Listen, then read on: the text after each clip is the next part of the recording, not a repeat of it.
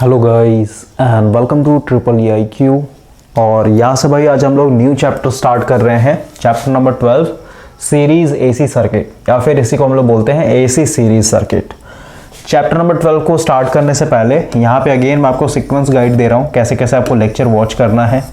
जो भी new student हैं, ओके, या फिर कहिए ओल्ड स्टूडेंट के लिए भी एक तरीके से, सबसे पहले तो भाई आपको चैप्टर नंबर 1 से लेकर के चैप्टर नंबर 5 तक कंटिन्यू लेक्चर देखना है, ठीक है। चैप्टर नंबर 5 आपका इलेक्ट्रोस्टैटिक है। चैप्टर 5 के बाद आपका थोड़ा सा पेंडिंग चल रहा है, आपका 6, 7, 8, 9 उस पर हम लोग काम करेंगे, लेकिन अभी मैं AC वाला जो है ना, AC वाला पोर्शन उसको मैं कवर करवाने के चक्कर में हूँ, क्योंकि यहाँ से बहुत सारा क्वेश्चन बनता है, ठीक है।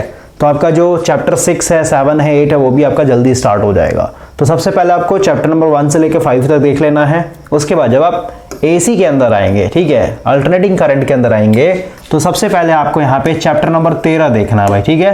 चैप्टर नंबर 13 में पूरा का पूरा आपका फेजर अलजेब्रा करवाया गया है, बहुत ही इंपॉर्टेंट है ये। चैप्टर नंबर 13 को देखने के बाद आपको आ जाना है सीधे सीधे चैप्टर नंबर 11। इसमें आपका AC फंडामेंटल करवाया गया भाई, ठीक है। और AC फंडामेंटल को कवर कर लेंगे तब जाकर के आपको आना है चैप्टर नंबर 12, जो कि आपका सीरीज AC सर्किट या फिर बोलिए AC सीरीज सर्किट।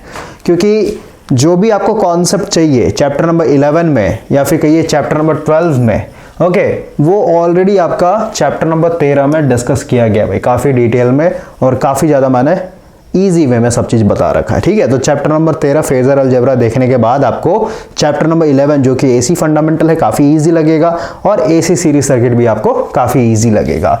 और आज इस पर्टिकुलर सेशन में हम लोग क्वेश्चन नंबर 1 to 50 तक कवर कर लेंगे, ठीक है। बस यहाँ पे थोड़ा सा मैं एक इंट्रोडक्शन दे रहा हूँ भाई, ताकि आप यहाँ पे कंपेयर कर सकें। जब भी आप बेसिक इलेक्ट्रिकल पढ़ेंगे ना, या फिर कहिए जब भी आप इलेक्ट्रिकल इंजीनियरिंग पढ़ेंगे भाई, तो सबसे पहला जो आपका टॉपिक स्टार्ट होगा ना, वो होता है आपका DC नेटवर्क का, ठीक है।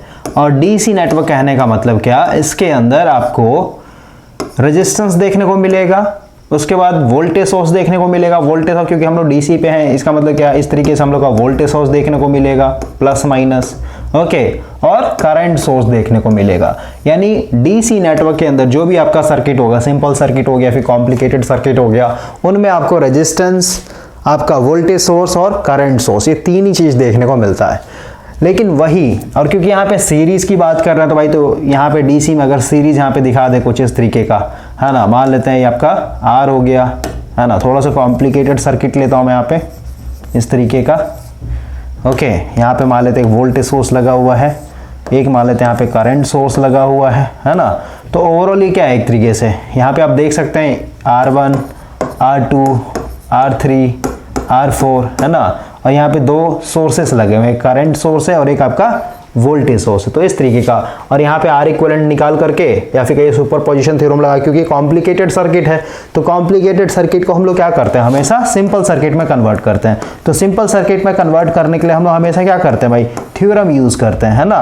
तो थ्योरम में यहाँ पे कौन सा लगेगा, थ्योरम का अपना रूल्स होता है ना, टर्म एंड कंडीशन होता है। तो यहाँ पे आप देख रहे हैं एक करंट सोर्स है और एक वोल्टेज सोर्स है, तो सीधी सी बात है सुपरपोजिशन थ्योरम लगाना पड़ेगा, है ना। एक बार वोल्टेज को लेकर के चलेंगे तो करंट सोर्स को डेड मानना पड़ेगा, यानी उसको ओपन कर देंगे, और जब आप करंट को लेकर चल रहे हैं तो वोल्टेज सोर्स को आपको शॉर्ट मानना पड़ेगा, यानी डेड मानना पड़ेगा। क्लियर हुआ। तो ओवरऑल आपका क्या, सिंपल में जैसे आप कन्वर्ट कीजिएगा, यानी कितना भी कॉम्प्लिकेटेड सर्किट क्यों ना हो जाए, जब आप इस सर्किट को सॉल्व करके इसको सिंपल सर्किट में कन्वर्ट कीजिएगा तो ओवरऑल आपका ये सीरीज सर्किट ही बनता है। क्लियर हुआ। जैसे अगर मैं थेवेनिन्स की बात करूं भाई, ओके, थेवेनिन्स थ्योरम की बात करूं, तो थेवेनिन्स में क्या होता है, सबसे पहले आप VTH निकालते हैं ना, क्लियर हुआ। उसके बाद इसके साथ सीरीज में RTH लगता है ना, क्योंकि वोल्टेज सोर्स अगर दिखा रहे हैं तो रेजिस्टेंस जो होता है आपका हमेशा वोल्टेज सोर्स के सीरीज में लगता है, और यहाँ पे फिर आप क्या करते हैं, एक तरीके से लोड रेजिस्टेंस लगाते हैं। तो थेवेनिन सर्किट कभी आपने सॉल्व किया होगा तो आप देख रहे होंगे काफी कॉम्प्लिकेटेड होता है, लेकिन लास्ट में सॉल्व करते करते करते देख रहे हैं ओवरऑल क्या हो गया, एक तरीके से सीरीज सर्किट में कन्वर्ट हो गया है ना। यानी कितना भी कॉम्प्लिकेटेड सर्किट क्यों ना हो, उसको जो आप सिंपल में ब्रेक करते करते आइएगा ना, तो ओवरऑल आपका ये सीरीज सर्किट ही बन जाता है।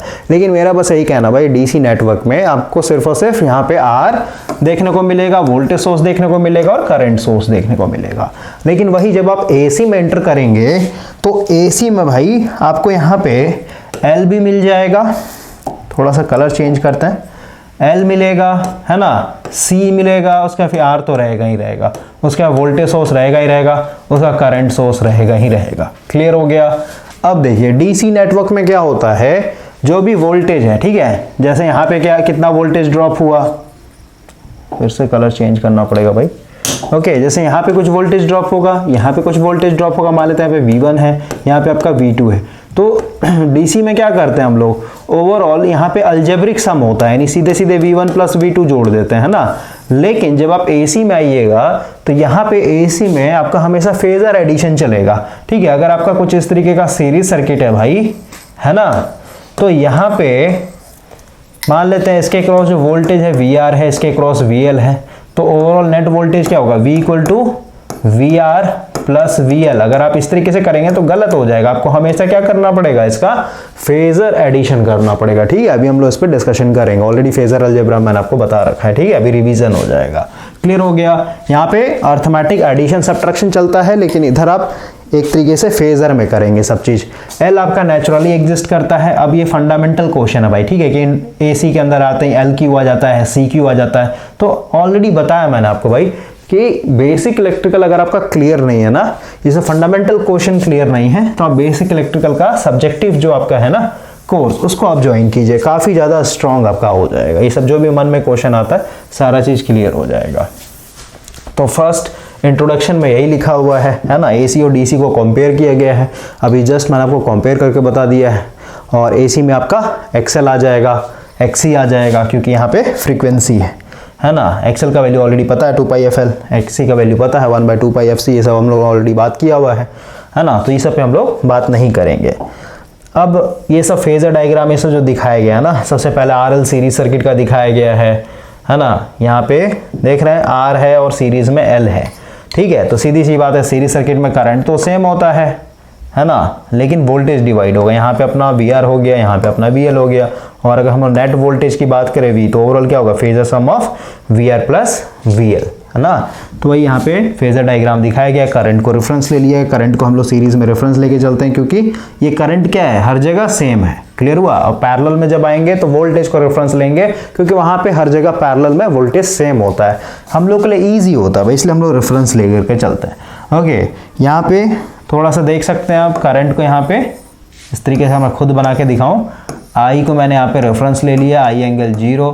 तो सीधी सी बात है भाई, ये जो वोल्टेज होगा है ना, ये करंट के फेज में होगा VR, क्योंकि रेजिस्टेंस में क्या होता है, कभी भी फेज शिफ्ट नहीं आता है करंट और वोल्टेज में, ये दोनों फेज में रहेगा। लेकिन भाई VL की बात करें तो क्या होगा, आपका जो मेन करंट है उससे क्या करेगा, 90 डिग्री लीड करेगा। ये हो गया VL। अब सीधी सी बात है, ये मेरा VR है, ये मेरा VL है, तो इन दोनों का फेजर सम अगर आप करिएगा इस तरीके से, तो ये मेरा क्या हो जाएगा, एक तरीके से V हो जाएगा। क्लियर हुआ। और V का अगर वैल्यू लिखे तो क्या हो जाएगा, √, ये हो जाएगा VR का स्क्वायर प्लस VL का स्क्वायर। और इसका एक अपना एंगल होगा, ये पर्टिकुलर एंगल होगा, है ना, θ बोलिए। ये क्या हो जाएगा आपका tan इनवर्स, ये हो जाएगा आपका VL divided by VR। Clear हुआ। तो ओवरऑल क्या आ जाएगा, आपका एक मैग्नीट्यूड आ जाएगा और एक आपका एंगल आ जाएगा, यानी इसको हम लोगों ने पोलर फॉर्म में डाल दिया है। तो अभी अगर आपके पास बुक है, ठीक है, तो MCQ से पहले जो भी आपका थ्योरी दिया हुआ रहता भाई, उसको आप एक बार देख लीजिएगा, ओवरव्यू कर लीजिएगा, उसका फिर डायरेक्ट MCQs पे आ जाइएगा। अभी हम लोग डायरेक्ट MCQs पे आते हैं, क्योंकि सब चीज़ हम लोग को पता है भाई, ठीक है, टाइम पास करने से कोई फ़ायदा है नहीं। तो अभी हम लोग क्वेश्चन नंबर 1 से स्टार्ट करते हैं। क्वेश्चन नंबर 1 देखिए क्या बोलता है भाई। 50 तक तो भाई आपका बिल्कुल बेसिक क्वेश्चन है। ओके, कहीं कहीं आपको दिमाग लगाना पड़ेगा। थोड़ा सा मैं देख लेता हूँ ब्राइटनेस सही आ रहा है, नहीं सही है। देखें पहला क्या बोल रहा है, the impedance of an RL series circuit is given by. तो सीधी सी बात है भाई, मैंने आपको फेजर अलजेब्रा में ऑलरेडी बताया है। Z की अगर बात करें तो Z को हम लोग क्या करेंगे, जब भी आप AC में आएंगे तो AC में हर एक चीज को 2 क्वांटिटी में लिख सकते हैं भाई। एक तो आप कॉम्प्लेक्स फॉर्म में लिख सकते हैं, है ना, और कॉम्प्लेक्स फॉर्म को ही हम लोग बोलते हैं रेक्टेंगुलर फॉर्म। और ये सब मैं बार बार इसलिए बोलता हूं ताकि आपको याद हो जाए। क्लियर हुआ।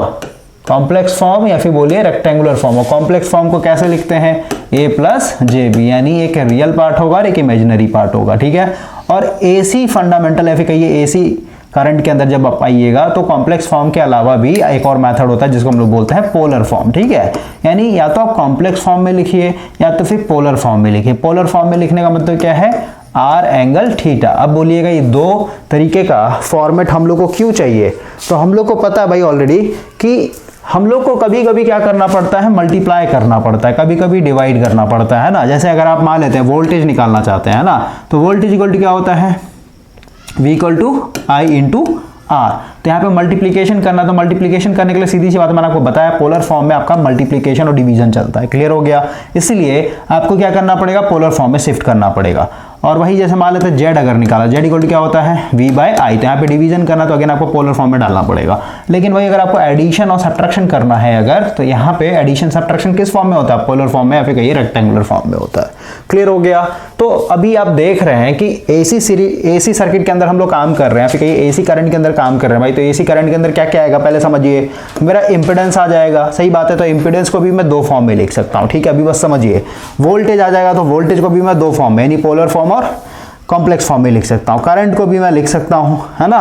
और क्या आता है, पावर, पावर को भी मैं लिख सकता हूँ पोलर फॉर्म में और कॉम्प्लेक्स फॉर्म में, ठीक है। तो अभी सबसे पहले इसको थोड़ा मिटा देता हूँ ऊपर वाला, और यहाँ पे लिखता हूँ मैं, सबसे पहले लिखता हूँ पोलर कॉम्प्लेक्स फॉर्म लिखता हूँ भाई, सबका कॉम्प्लेक्स फॉर्म, ठीक है। तो कॉम्प्लेक्स फॉर्म में अगर हम लोग पावर की बात करें, तो पावर यहाँ पे अपरेंट पावर की बात होगी भाई, ठीक है।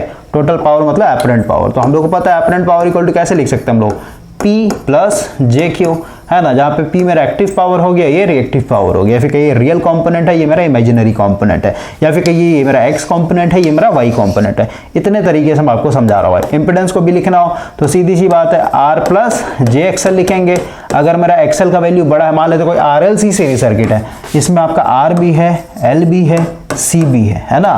तो सीधी सी बात है भाई, इसमें ये मान लेते हैं एक्सएल है, ये मेरा एक्सी है, तो ओवरऑल किसका इफेक्ट देखने को मिलेगा, जो बड़ा होगा। अगर एक्सएल बड़ा होगा एक्सी से, तो ओवरऑल मेरा क्या होगा, ये सर्किट आरएल सर्किट बन जाएगा, क्लियर हुआ। क्योंकि सी को तो इसने कैंसिल कर दिया ना, समझ गए बात को।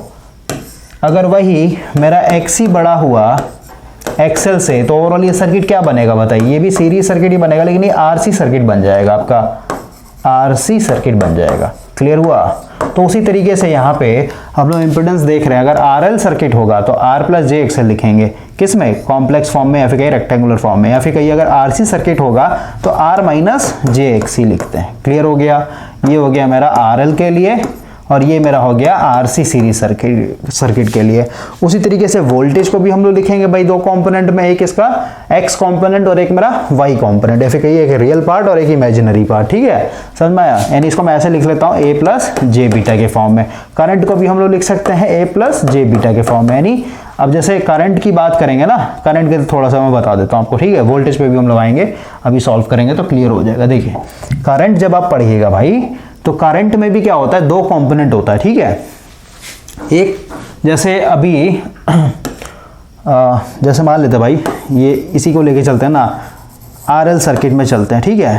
तो आरएल सर्किट में क्या होगा, एक करंट तो क्या होगा इस रेजिस्टेंस के साथ, मतलब यहाँ पे जो भी वोल्टेज होगा, ठीक है, और इसके साथ से जो भी करंट जा रहा हो, मतलब अगर मैं यहाँ पे बना हूँ, मान लेते हैं मेरा एक करंट है आई, ठीक है, समझ रहे बात को, ये मेरा आई है ना। तो ये जो आई होगा इसको मैं दो कंपोनेंट में तोड़ सकता हूँ, एक हो जाएगा मेरा आई कॉस फाई और एक हो जाएगा मेरा आई साइन फाई, क्लियर हो रहा है। तो आई कॉस फाई का मतलब क्या, ये जो करंट का कंपोनेंट है ना, ये हमेशा वी आर के फेज में होगा, यानी रेजिस्टेंस के क्रॉस जो भी वोल्टेज ड्रॉप हो रहा है उसके फेज में होगा, क्योंकि ये तो आपका क्या एक तरीके से एक्टिव कंपोनेंट का काम कर रहा है ये भाई मेरे। जैसे अभी मैंने फेजर डायग्राम दिखाया ना, करंट को मैंने यहाँ पे रेफरेंस लिया था आई को, है ना, और इसी के फेज में मैंने क्या दिखाया था, वी आर दिखाया था कि नहीं दिखाया था। यानी करंट का वो कंपोनेंट जो रेजिस्टेंस के अक्रॉस जो वोल्टेज ड्रॉप हो रहा है उसके फेज में अगर होगा, उसको हम लोग बोलते हैं एक तरीके से active component of the current, ठीक है, क्लियर हो गया। या फिर कहिए एक्स कंपोनेंट, या फिर कहिए इसी को हम लोग बोलेंगे रियल कंपोनेंट ऑफ द, या फिर कहिए real part of the current, ठीक है। और आई साइन फाई जो होगा इसको हम लोग सीधे सीधे क्या लिखेंगे, एक तरीके से ये मेरा इमेजिनरी है करंट का पार्ट, या फिर कहिए वाटलेस कंपोनेंट भी बोलते हैं इसको कभी कभी, ठीक है। तो करंट को भी आप क्या कर सकते हैं, ए प्लस जे बीटा के फॉर्म में ही लिख सकते हैं, ठीक है। तो अगर इसको आप कॉम्प्लेक्स फॉर्म में लिख सकते हैं तो उसको आप कन्वर्ट करके क्या कर सकते हैं, पोलर फॉर्म में भी लिख सकते हैं, आर एंगल थीटा, ठीक है। तो पावर, इम्पिडेंस, वोल्टेज, करंट, ठीक है, ये सब क्या है, दो फॉर्म में, दो फॉर्मेट में आप डाल सकते हैं, ठीक है, कॉम्प्लेक्स फॉर्म में भी और पोलर फॉर्म में भी। डिपेंड कर रहा है कि आपको कौन सा एक्शन यहाँ पे परफॉर्म करना पड़ रहा है, एडिशन करना पड़ रहा है, सब्ट्रैक्शन करना पड़ा, मल्टीप्लिकेशन करना पड़ रहा है, फिर डिवीजन करना पड़ रहा है, ठीक है। मल्टीप्लिकेशन और डिवीजन अगर करना होगा तो यहाँ पे हम लोग पोलर फॉर्म लेके चलेंगे, और वही एडिशन और सब्ट्रैक्शन करना होगा तो यहाँ पे हम लोग कॉम्प्लेक्स फॉर्म लेकर के चलेंगे। क्लियर हो गया। अब हम लोग क्वेश्चन नंबर 1 को यहाँ पे सॉल्व करेंगे।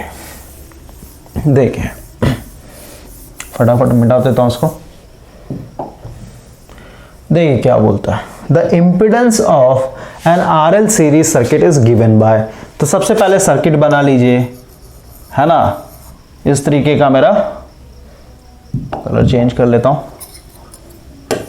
आरएल सीरीज सर्किट, ठीक है, आर हो गया, एल हो गया। तो सीधी सी बात है भाई, इसको अगर मैं पोलर फॉर्म में लिखूं तो क्या लिखूंगा, Z equal to R angle theta, इसी फॉर्म में लिखते हैं। आर जहां पे मैग्नीट्यूड बोला जाता है तो आर इक्वल टू हम लोग क्या लिखते हैं, रूट ओवर, यहाँ पे हम लोग को पता ऑलरेडी आर का स्क्वायर हो जाएगा प्लस एक्सएल का होल। यहाँ पे एक्चुअली एक्सएल माइनस एक्सी होता तो एक्सी तो है ही नहीं, तो सीधे कोई मतलब नहीं है ना। और अगर एंगल की बात करें तो क्या हो जाएगा, tan इनवर्स, इसे ऑलरेडी बताया भाई फेजर अलजेब्रा में, ठीक है। tan इनवर्स क्या होता है, इमेजिनरी कॉम्पोनेंट यानी एक्सएल डिवाइडेड बाय जो आपका रियल कॉम्पोनेंट है वो। तो यहाँ पे एंगल कोई मतलब नहीं पूछा भाई, ठीक है। तो ओवरऑल क्या पूछा है ऑप्शन के हिसाब से, ये वाला है, सिर्फ और सिर्फ magnitude, root over R square plus XL का स्क्वायर। क्लियर हो गया। इंपेडेंस को हम लोग ऐसे भी लिख सकते हैं आर एल के लिए, R plus J XL. Clear हुआ। हाँ, तो यहाँ पे उस तरीके का कोई फॉर्मेट नहीं दिया हुआ ना, आर प्लस जे एक्सएल के फॉर्म में भाई यहाँ पे जे नहीं है एक तरीके से। क्लियर हुआ।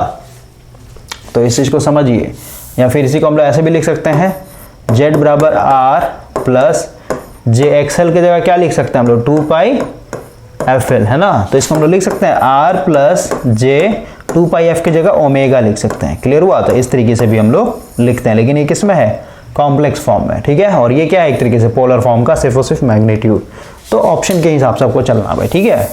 तो ऑप्शन 3 बिल्कुल सही है। नेक्स्ट क्वेश्चन बोलता है, in an RL series circuit the line current. सीधी सी बात है, लाइन करंट जो होगा आपका लैग करेगा, है ना। आरएल सीरीज सर्किट में करंट आपका लैग करता है हमेशा, तो इसमें कुछ बताने वाली बात ही नहीं भाई, है ना। अगर इस तरीके की कोई सर्किट है तो यहाँ पे अगर हम लोग दिखाएं, मान लेते हैं ये मैंने अपना करंट को रेफरेंस ले लिया भाई, ठीक है, मान लेते जो भी करंट है ये। क्लियर हो गया। अब आपको पता है ये आर है, ये एक्सएल है ना, तो इसके cross voltage drop V R होगा। मान लेते हैं इसके क्रॉस जो वोल्टेज ड्रॉप हो रहा है वी एल हो रहा है। क्लियर हो गया। ये मेरा करंट फ्लो रहा है, ये मेरा मेन वोल्टेज है वी। तो सबसे पहले देखिए, ये मेरा वोल्टेज क्या है, दो पार्ट में टूटा है, वी आर और वी एल। तो सीधी सी बात है, वी आर यानी टोटल वोल्टेज अगर मैं निकालूं तो क्या लिखूंगा, फेजर सम ऑफ, ठीक है, क्या लिखूंगा, phasor sum of V R plus V L. Clear हुआ। तो सबसे पहले फेजर आप बनाइए इसका, ठीक है। सीधी सी बात है, ये जो वी आर होगा ये हमेशा क्या होगा, करंट के फेज में होगा, जो भी आपका करंट है उसके फेज में होगा, है ना। यानी यहाँ पे अगर मेरा करंट है मेन करंट, तो यहाँ पे क्या हो जाएगा आपका वी आर हो जाएगा, कोई दिक्कत नहीं। और ये जो मेरा वोल्टेज है वी एल, ये करंट से क्या होगा, 90 डिग्री लीड करेगा, तो ये हो गया मेरा एक तरीके से वी एल। अब इन दोनों का फेजर सम करना। फेजर सम मतलब क्या, पैरेललोग्राम मेथड लगा लिए, क्योंकि इनके बीच में एंगल 90 डिग्री है। पैरेललोग्राम मेथड का भी भाई कंडीशन होता है, ठीक है, अगर दो वेक्टर के बीच में 90 डिग्री है तभी आप लगा सकते हैं। अगर 90 डिग्री नहीं है तो वहाँ पे फिर कॉम्पोनेंट में तोड़ना पड़ जाएगा, एक्स कॉम्पोनेंट वाई कॉम्पोनेंट में तोड़ना पड़ेगा दोनों को, ठीक है। तो ओवरऑल यहाँ पे 90 डिग्री है तो ओवरऑल पैरेललोग्राम मेथड लगा के ये मेरा क्या हो जाएगा, रिजल्टेंट वोल्टेज होगा वी। क्लियर हुआ, ये वाला। ओके, तो अब देखिए ये मेरा मेन फेजर है ना। फेजर अगर मैं फिर से ड्रॉ करूँ तो ये मेरा मेन फेजर है, ठीक है, मेरा टोटल वोल्टेज हो गया V और ये मेरा टोटल करंट है ये। तो देखिए अगर इस डायरेक्शन में देखेंगे तो सीधी सी बात है, वोल्टेज मेरा आगे भाग रहा है कि नहीं भाग रहा है, बताइए, करंट से। और ये एंगल मान लेते थीटा, है ना। तो वोल्टेज जो है थीटा एंगल लीड कर रहा है करंट से, या फिर कहिए करंट जो है थीटा डिग्री या फिर थीटा एंगल लैग कर रहा है वोल्टेज से, ठीक है, समझा दिया मैंने आपको। अगला क्या बोलता है, देखिए क्वेश्चन नंबर 3 देखिए, बोल रहा भाई, इन an RL series circuit the phase difference phi between the applied volt and the circuit current will increase if. देखिए आपका बोल रहा है सबसे पहले अभी जो मैंने फेजर डायग्राम दिखाया ना भाई बना करके, उसी को आप दिमाग में रखिए, ठीक है। आपने देखा कि ये मेरा क्या था, करंट था, मेन करंट था, और ये मेरा मेन वोल्टेज था, है ना। इनके बीच में एंगल था मेरा फाई बोलिए, क्योंकि वोल्टेज और करंट के बीच का एंगल हम हमेशा फाई बोलते हैं। तो बोल रहा है कि अगर मुझे फाई को बढ़ाना हो, ठीक है, तो phase difference between applied voltage and current will be increase. अगर बढ़ाना हो, फाई बढ़ाना हो तो क्या करेंगे बताइए, किसको बढ़ाना पड़ेगा? सीधी सी बात है, एक्सल को बढ़ाना पड़ेगा, है ना। अगर आप प्योर कर देते हैं, जैसे मान लेते हैं ये इस तरीके से था ना, RL था, हाँ, है ना। तो अगर आप यहाँ पे प्योर इंडक्टिव कर लेते हैं, मान लो रेजिस्टेंस को आप हटा देते, रिमूव कर देते, तो प्योर इंडक्टिव बन जाएगा। तो प्योर इंडक्टिव में कितना हो जाता है, वोल्टेज आपका सीधे सीधे 90 डिग्री पे भाग जाएगा। क्लियर हो रहा है? यानी करंट और वोल्टेज के बीच में 90 डिग्री, यानी फाई इक्वल टू 90 डिग्री का गैपिंग आ जाएगा। क्लियर हुआ? यानी एंगल अगर आपको बढ़ाना है वोल्टेज और करंट के बीच में, तो एक्सेल को हम लोग यहाँ पे बढ़ाएंगे। क्लियर हो गया? अगर सप्लाई फ्रीक्वेंसी डिक्रीज करते भाई तो कभी होगा नहीं, क्योंकि फ्रीक्वेंसी डिक्रीज कर देंगे तो हम लोग पता है एक्सेल इक्वल टू क्या होता है, 2πfl, है ना। तो अगर फ्रीक्वेंसी घटा देंगे तो एक्सेल घट जाए, एक्सेल घट गया तो कभी भी एंगल आपका बढ़ेगा ही नहीं, ठीक है। तो इस तरीके से आपको सोचना, और ये सब भाई बेसिक क्वेश्चन है, मैं इतना एक्सप्लेन नहीं करूंगा, ठीक है। आपको दिमाग लगाना है इसमें, क्योंकि जो बच्चे पढ़ रखे हैं ना उनको फिर बोरिंग लगने लगेगा। देखिए नेक्स्ट क्वेश्चन क्या बोलते हैं, पावर कंज्यूम्ड, जैसे एसी सीरीज सर्किट पढ़ रहे हैं तो उस हिसाब से चलना पड़ेगा, उसके लिए आपका वीडियो बन जाएगा, ठीक है, कोई टेंशन नहीं लेने के बाद है। देखिए नेक्स्ट क्वेश्चन करते हैं यहाँ पे, the power factor of an AC circuit. तो सीधी सी बात है भाई, पावर फैक्टर अगर देखें तो बहुत सारा फार्मूला होता है। सबसे पहले तो अगर आप पावर ट्रायंगल के हिसाब से देखें तो पावर ट्रायंगल के हिसाब से क्या है, ये आपका बेस जो होता है एक्टिव पावर होता है, ठीक है। परपेंडिकुलर जो होता है रिएक्टिव पावर, और ये हो गया एक तरीके से एपरेंट पावर। तो हम लोग को पता है यहाँ पे कॉस थीटा, या फिर कहिए यहाँ पे फाई मान लेते हैं, कॉस फाई इक्वल टू क्या होता है बताइए, B/H होता है, बेस बाय हाइपोटेनस। बेस की अगर बात करें तो क्या हो जाए आपका परपेंडिकुलर, सॉरी ये P यानी एक्टिव पावर, यानी इसको हम लोग किलोवाट भी बोल सकते हैं भाई, ओके। यानी P लिखिए या फिर किलोवाट लिखिए डिवाइडेड बाय हाइपोटेनस, यानी इसको हम लोग kVA बोलते हैं, ठीक है, एपरेंट पावर, ओके। या फिर VA बोलिए आप, क्लियर हुआ, या फिर P/S बोलिए। बहुत सारा फार्मूला होता है इसका, ठीक है। एक तो ये हो गया, उसके बाद एक हम लोग का होता है, जैसे आप इम्पिडेंस ट्रायंगल पढ़ेंगे तो इम्पिडेंस ट्रायंगल यहाँ पे R होता है, ठीक है। ये हो गया आपका XL बोलिए या फिर XC बोलिए, और ये हो जाएगा आपका एक तरीके से Z।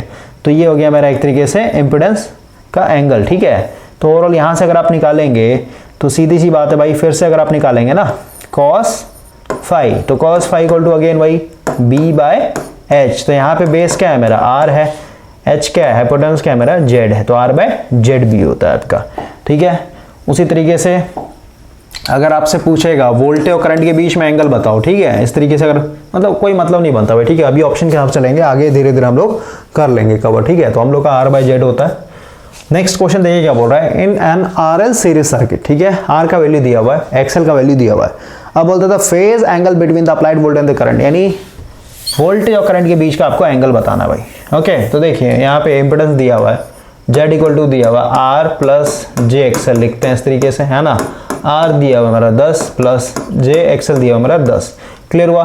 तो ओवरऑल किस में कॉम्प्लेक्स फॉर्म है, तो उसको सबसे पहले हम लोग क्या करेंगे, R एंगल थीटा यानी पोलर फॉर्म में लेकर के आने की कोशिश करते हैं, ठीक है। तो हम लोग यहाँ पे मैग्नीट्यूड की अगर बात करें तो क्या हो जाएगा, Z equal to root over क्या हो जाएगा 10 का स्क्वायर प्लस 10 का स्क्वायर, है ना। तो कितना हो जाएगा 100 प्लस 100 रूट, और अगर एंगल की बात करें तो क्या होता है एंगल आपका tan इनवर्स, ये होता है आपका 10/10 यानी कितना हो जाएगा 1, और tan इनवर्स 1 यानी 45। तो हम लोग यहाँ पे इम्पिडेंस का मैग्नीट्यूड नहीं पूछा, हम लोग से एंगल पूछा भाई, ठीक है। यानी यहाँ से आपका ये फाई का वैल्यू आ गया, ठीक है। tan मतलब फाई इक्वल टू होता है tan इनवर्स इतना भाई, ठीक है। तो ओवरऑल 1 यानी कितना आ जाएगा 45 एंगल आ गया। क्लियर हुआ? यानी वोल्टेज और करंट के बीच में, और मैंने आपको बताया था जो इम्पिडेंस का एंगल होता है वही क्या हो जाता है आपका वोल्टेज और करंट के बीच का एंगल, यानी पावर फैक्टर एंगल हो जाता है। तो फर्स्ट आंसर हो जाएगा। नेक्स्ट क्वेश्चन देखिए क्या बोल रहा है, इसको थोड़ा सा मिटाता हूं, देखिए क्या बोलता है, for greater accuracy the value of phi should be determined from. तो अभी हम लोग को ऑलरेडी पता है, जैसे पावर फैक्टर को निकालना बहुत सा तरीका होता है ना। लेकिन यहाँ पे बोल रहा है फाई मतलब क्या है, angle between voltage and current. तो इसको निकालने का सबसे एक्यूरेट कौन सा मेथड होता है, जैसे फाई को निकालने का भी मैंने आपको बताया, एक तो हो गया आपका tan इनवर्स, यहाँ पे आपका ऊपर में होता है इमेजिनरी पार्ट, ठीक है। इमेजिनरी पार्ट कहना मतलब एक्सएल या फिर XC divided by real part, जो कि आपका आर के बराबर होगा। क्लियर हो गया, एक तो ये हो गया। या फिर कहिए एक हो जाएगा आपका cos फाई, जो यहाँ से क्या हो जाएगा आपका cos फाई, जैसे अगर आप आर बाई जेड लिख सकते हैं, या फिर कहिए आप इसको लिख सकते हैं एक तरीके से एक्टिव पावर बाय केवीए, है ना, समझ रहे बात को। या फिर इसी को हम लोग लिख सकते हैं P, यानी मतलब वो तो कोई मतलब नहीं भाई, ठीक है, ट्रू पावर फिर वही चीज़ हो जाएगा। तो यहाँ से अगर हम लोग फाई की बात करें तो फाई क्या हो जाएगा बताइए, cos इनवर्स ये हो जाएगा आपका आर बाय जेड, या फिर इसी को हम लोग बोलेंगे cos inverse kilowatt by kVA, है ना। बहुत सारा मेथड होता है एक तरीके से फाई का वैल्यू। तो इसमें बोल रहा है कि सबसे बेस्ट मेथड कौन सा है जिससे हम लोग का परफेक्ट एक्यूरेसी जो है बना हुआ रहे, तो ये आपका होता है एक तरीके 10 फाई वाला ही होना चाहिए भाई। देख लेता हूँ एक बार, ओके 10 फाई होना चाहिए 7 का, ठीक है, 7 का थर्ड देता है। और जो भी भाई मैं रिकॉर्डिंग करता हूँ ना, जो भी आपका सेशन चलता है, ठीक है, इसके लिए मैं कोई भी प्रिपरेशन कर नहीं रहा हूँ अभी, ठीक है। तो अभी जैसे उसमें हम लोग थोड़ा सा हो गया ना, दिक्कत हो गया, कोई इशू नहीं है, बाकी सब बच्चों वाला भाई, ठीक है। इसलिए मुझे नहीं लगता है कि इसके लिए मुझे कोई प्रिपरेशन करना चाहिए, ठीक है। लेकिन फिर भी अगर कोई वैसा आता है तो हम लोग कर लेंगे, ठीक है। देखिए क्वेश्चन नंबर 8 क्या बोलता है, the power factor of a DC circuit, तो हमेशा यूनिटी होता है भाई, क्योंकि डीसी की बात करें तो डीसी में हम लोग पावर का फॉर्मूला क्या डालते हैं बताइए, वी आई, है ना। और यहाँ पे cos फाई भी होता है। एक्यूरेट अगर हम लोग बात करें पावर के फार्मूला की, एक्टिव पावर के फार्मूला की, तो यहाँ पे हम लोग का cos फाई हमेशा रहेगा। लेकिन हम लोग को पता है कि डीसी नेटवर्क में हम लोग को सिर्फ और सिर्फ सर्किट के अंदर रेजिस्टेंस देखने को मिलता है, ठीक है। और रेजिस्टेंस आपको पता है ये कभी भी वोल्टेज और करंट के बीच में मतलब फेज डिफरेंस लेकर के नहीं आता है। यानी जब भी रेजिस्टिव सर्किट होगा तो वोल्टेज और करंट क्या होता है, हमेशा दोनों फेज में रहता है, फिर कहीं दोनों साथ साथ चलता है। क्लियर हुआ, हाँ, दोनों साथ साथ चलने का मतलब क्या है, मेरा यहाँ पे फाई का वैल्यू 0 है, ठीक है। फाई कहना मतलब angle between voltage and current, ये हमेशा 0 है। तो सीधी सी बात है, यहाँ पे cos और फाई का वैल्यू 0 डाले हमेशा 1 के बराबर होगा, है ना। यानी वी आई और cos यहाँ पे फाई की जगह 0 डालेंगे तो ओवरऑल क्या हो जाएगा, वी आई और यहाँ पे cos 0 यानी 1, ठीक है। इसलिए हम लोग बोलते हैं पावर फैक्टर यूनिटी होता है, क्योंकि cos फाई को ही हम लोग क्या बोलते हैं, पावर फैक्टर बोलते हैं, है ना। और हम लोग को पता है cos और फाई का वैल्यू आपका हमेशा 0 चलता है, यानी कितने 1 के बराबर, यानी पावर फैक्टर मेरा यूनिटी होता है डीसी का। अगला देखिए क्या बोलता है, बोलता है an inductive circuit draw a line current of 10 ampere, ठीक है। मतलब इंडक्टिव सर्किट कहने का मतलब क्या भाई, आरएल सर्किट हो सकता है, फिर प्योर इंडक्टिव सर्किट भी हो सकता है ना। इस तरीके से आपको सोचना आना चाहिए। बोल रहा है आपका 10 एम्पियर का करंट आ रहा है, ठीक है। बोलता है if the reactive component of the line, next page पे आते हैं, यहाँ पे करंट का वैल्यू बस मैं ले लेता हूँ, 10 एम्पियर दिया हुआ, ठीक है। बोलता है if the reactive component of the line, ठीक है, यानी कितना हो गया क्वेश्चन नंबर 10 यहाँ से, if the reactive component of the line is 6 ampere. Reactive component कहने का मतलब क्या, अभी जस्ट मैंने आपको बताया भाई कि करंट को हम लोग दो पार्ट में तोड़ के लिख सकते हैं, ठीक है। यानी करंट क्या एक तरीके इसको फेजर फॉर्म में डालेंगे तो सीधी सी बात है, इसको मैं लिख सकता हूँ ना a प्लस जे बीटा के फॉर्म में, है ना। ये क्या हो जाएगा, ये रियल कंपोनेंट हो जाएगा, ठीक है, रियल कंपोनेंट, या फिर कहिए इसको हम लोग एक्स कंपोनेंट बोल सकते हैं, एक्स कंपोनेंट। क्लियर हुआ। एक क्या हो जाएगा आपका इमेजिनरी कंपोनेंट, या फिर इसी को हम लोग बोलते हैं रिएक्टिव कंपोनेंट, ठीक है। ये जो एक्स कंपोनेंट है या फिर इसी को हम लोग बोलते हैं एक्टिव कंपोनेंट भाई, ठीक है, एक्टिव कंपोनेंट। भाई मेरे ये करंट है ना, जैसे भी दिया ना ये, ठीक है, ये मान लेते हैं आई है, हाँ, तो आई अपने आप में वेक्टर है ये, ठीक है। इसको दो पार्ट में तोड़ सकते हैं, इसका एक ये होगा, है ना, मान लेते हैं ये एंगल थीटा पे बना हुआ है ना, तो एक ये हो जाएगा आई कॉस थीटा, और एक इसका कंपोनेंट ये टूट जाएगा, इसको हम लोग लिख देंगे आई साइन थीटा। तो ये आई कॉस थीटा इसको बोलते हैं active component of the current, ठीक है। इसको क्या बोलते हैं, reactive component of the current. Clear हुआ। तो वही बोल रहा है रिएक्टिव कंपोनेंट जो है यानी आई साइन थीटा, ये आपका दिया हुआ है 6 एम्पियर, और जो लाइन करंट था यानी आई का वैल्यू दिया हुआ है 10 एम्पियर, है ना, क्वेश्चन में दिया ऑलरेडी। तो बोलते हैं the power factor of the circuit, तो पावर फैक्टर निकालना आपको। मेरे पास यहाँ पे दो ही चीज दिया हुआ है ना, टोटल करंट दिया हुआ है और उसका रिएक्टिव कंपोनेंट दिया हुआ है। कैसे निकालेंगे, यहाँ पे अब दिमाग लगाना भाई, ठीक है। देखिए कैसे निकलेगा, अगर मैं यहाँ पे आई साइन थीटा है ना, हाँ, इक्वल टू 6, और आई का वैल्यू मेरे को पता ऑलरेडी 10, क्योंकि भाई अभी जस्ट समझाया ना मैंने, अगर ये कोई करंट है आई, तो भाई आई इक्वल टू मान लेते 10 एंगल थीटा, है ना। तो इसको मैं क्या लिखूंगा बोलिए, हाँ, इसका एक x कॉम्पोनेंट टूटेगा, एक y कॉम्पोनेंट टूटेगा, तो इसको मैं क्या लिखूंगा बोलिए, इसको लिखते हैं ना i cos थीटा, समझ रहे बात को, या फिर i cos फाई। तो i यहाँ पे क्या है 10 है, 10 cos थीटा हो जाएगा और ये 10 साइन थीटा हो जाएगा, समझ गए बात को। तो i का वैल्यू मेरा दिया हुआ, तो i यानी 10 साइन थीटा इक्वल टू 6 मेरा दिया हुआ, तो यहाँ से क्या हो जाएगा साइन थीटा इक्वल टू हो जाएगा 6/10, यानी साइन थीटा इक्वल टू हो जाएगा 0.6। और थीटा अगर निकालें, थीटा मतलब या फिर बोलिए फाई, इसी को बोल सकते हैं, क्या हो जाएगा साइन इनवर्स, ये हो जाएगा 0.6। ओके, तो अगर हम लोग कैल्सी में डालें इसका वैल्यू, साइन इनवर्स 0.6, ये हो जाएगा 36.86। ये जो आया ना वैल्यू, ये फाई का वैल्यू आया भाई, ये थीटा का वैल्यू है आपका। आपसे पूछा है पावर फैक्टर, तो पावर फैक्टर क्या होता है cos फाई होता है, ठीक है। यहाँ पे हम लोग cos और फाई की जगह क्या डालेंगे 36.86। इसका वैल्यू देखते हैं कितना आता है, cos 36.86, ये आ रहा है आपका 0.8 लैगिंग, ठीक है, क्योंकि इंडक्टिव सर्किट है तो लैग करेगा आपका। क्लियर हुआ, इस तरीके से आपको सोचना है, यानी 0.8 लैगिंग। सेकंड आंसर देख लेता हूं मैं, क्वेश्चन नंबर 9 का सेकंड बिल्कुल सही है। अगला देखिए क्या बोलता है, as the power factor of the circuit is increased. अगर पावर सर्किट मतलब पावर फैक्टर जो होता है भाई सर्किट का अगर इंक्रीज होता है, ठीक है, तो यहां पे आपको ऑप्शन के हिसाब से बताना है अब इसका आंसर। देखिए पावर फैक्टर इंक्रीज होने का मतलब क्या है कि आपका जो cos फाई का वैल्यू है ये यूनिटी की तरफ जा रहा है भाई, ठीक है, सीधी सी बात है। पहले समझिए, जो पावर फैक्टर होता है ना, इस पावर फैक्टर का वैल्यू मैक्सिमम कितना होता है, मैक्सिमम आपका 1 के बराबर होता है। 1 मतलब क्या, cos फाई पहले लिखिए क्या होता है भाई, किलोवाट डिवाइडेड बाय केवीए, है ना, active power divided by apparent power. अगर आपका केवीए या फिर कहिए किलोवाट बराबर हो जा रहा है केवीए के, यानी न्यूमरेटर और डिनोमिनेटर दोनों बराबर हो गए, तभी तो आपका यूनिटी आएगा, तभी तो 1 आएगा, समझ रहे बात को। लेकिन हम लोग को पता है एसी में आपका ज़्यादा इंडक्टिव लोड होता है, तो मेरा केवीए हमेशा क्या होता है, बड़ा होता है एज कम्पेयर टू किलोवाट के। तो आपका जो cos फाई का वैल्यू आएगा हमेशा क्या आता है 1 से कम आएगा, 0.8 आएगा, जैसा अभी हम लोग निकाला ना 0.8 या फिर 0.7 या फिर 0.9, है ना। तो मेरे को बताइए 0.8 क्या है, छोटा है ना 1 से, समझ रहे बात को, ये भी आपका छोटा है 1 से, ये भी आपका छोटा है 1 से। तो ये बोल रहा है कि पावर फैक्टर इंक्रीज होगा अगर सर्किट का, इंक्रीज मतलब हम लोग यूनिटी की तरफ जा रहे हैं, 1 की तरफ जा रहे हैं, क्योंकि ये सब तो 1 से छोटा है ना, समझ गया। यानी पावर फैक्टर इंक्रीज होने का मतलब क्या है कि हम लोग यूनिटी की तरफ जा रहे हैं, ऐसे सोचना है आपको, ठीक है। तो क्या होगा बताइए, तो यूनिटी की तरफ जाएंगे तो सीधी सी बात है रिएक्टिव पावर क्या होता है आपका, डिक्रीज होता है, क्योंकि जितना ज्यादा आपका पावर फैक्टर इंक्रीज होगा, यानी यूनिटी है, इसका मतलब क्या, आपका यहाँ पे जो भी आपका एक्टिव पावर है वो पूरा का पूरा क्या है, एक तरीके से केवीए के यानी अपरेंट पावर के बराबर, यानी इसमें रिएक्टिव पावर एक तरीके से 0 है। फिर इसको ऐसा अगर मैं लिखूं apparent power equal to P plus JQ, है ना।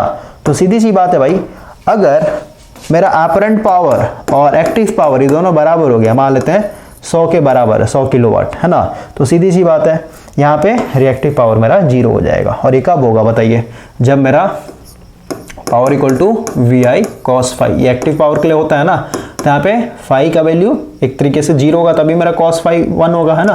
तो VI cos 0 मान लेते हैं, ठीक है। तो क्या हो जाएगा VI इंटू 1, है ना, cos 0 इक्वल टू 1, यानी ओवरऑल आपको इतना वैल्यू मिलेगा। और वही अगर हम लोग रिएक्टिव पावर की बात करें तो क्या हो जाएगा VI साइन, और यहाँ पे फाई का वैल्यू कितना है 0, ठीक है। तो ओवरऑल ये 0 हो जाएगा, तो मेरा Q का वैल्यू क्या आ जाएगा 0 आ जाएगा। क्लियर हो गया, ठीक है, यानी इसका फर्स्ट आंसर हो जाएगा reactive power is decrease, power factor बढ़ेगा तो रिएक्टिव पावर आपका घटेगा।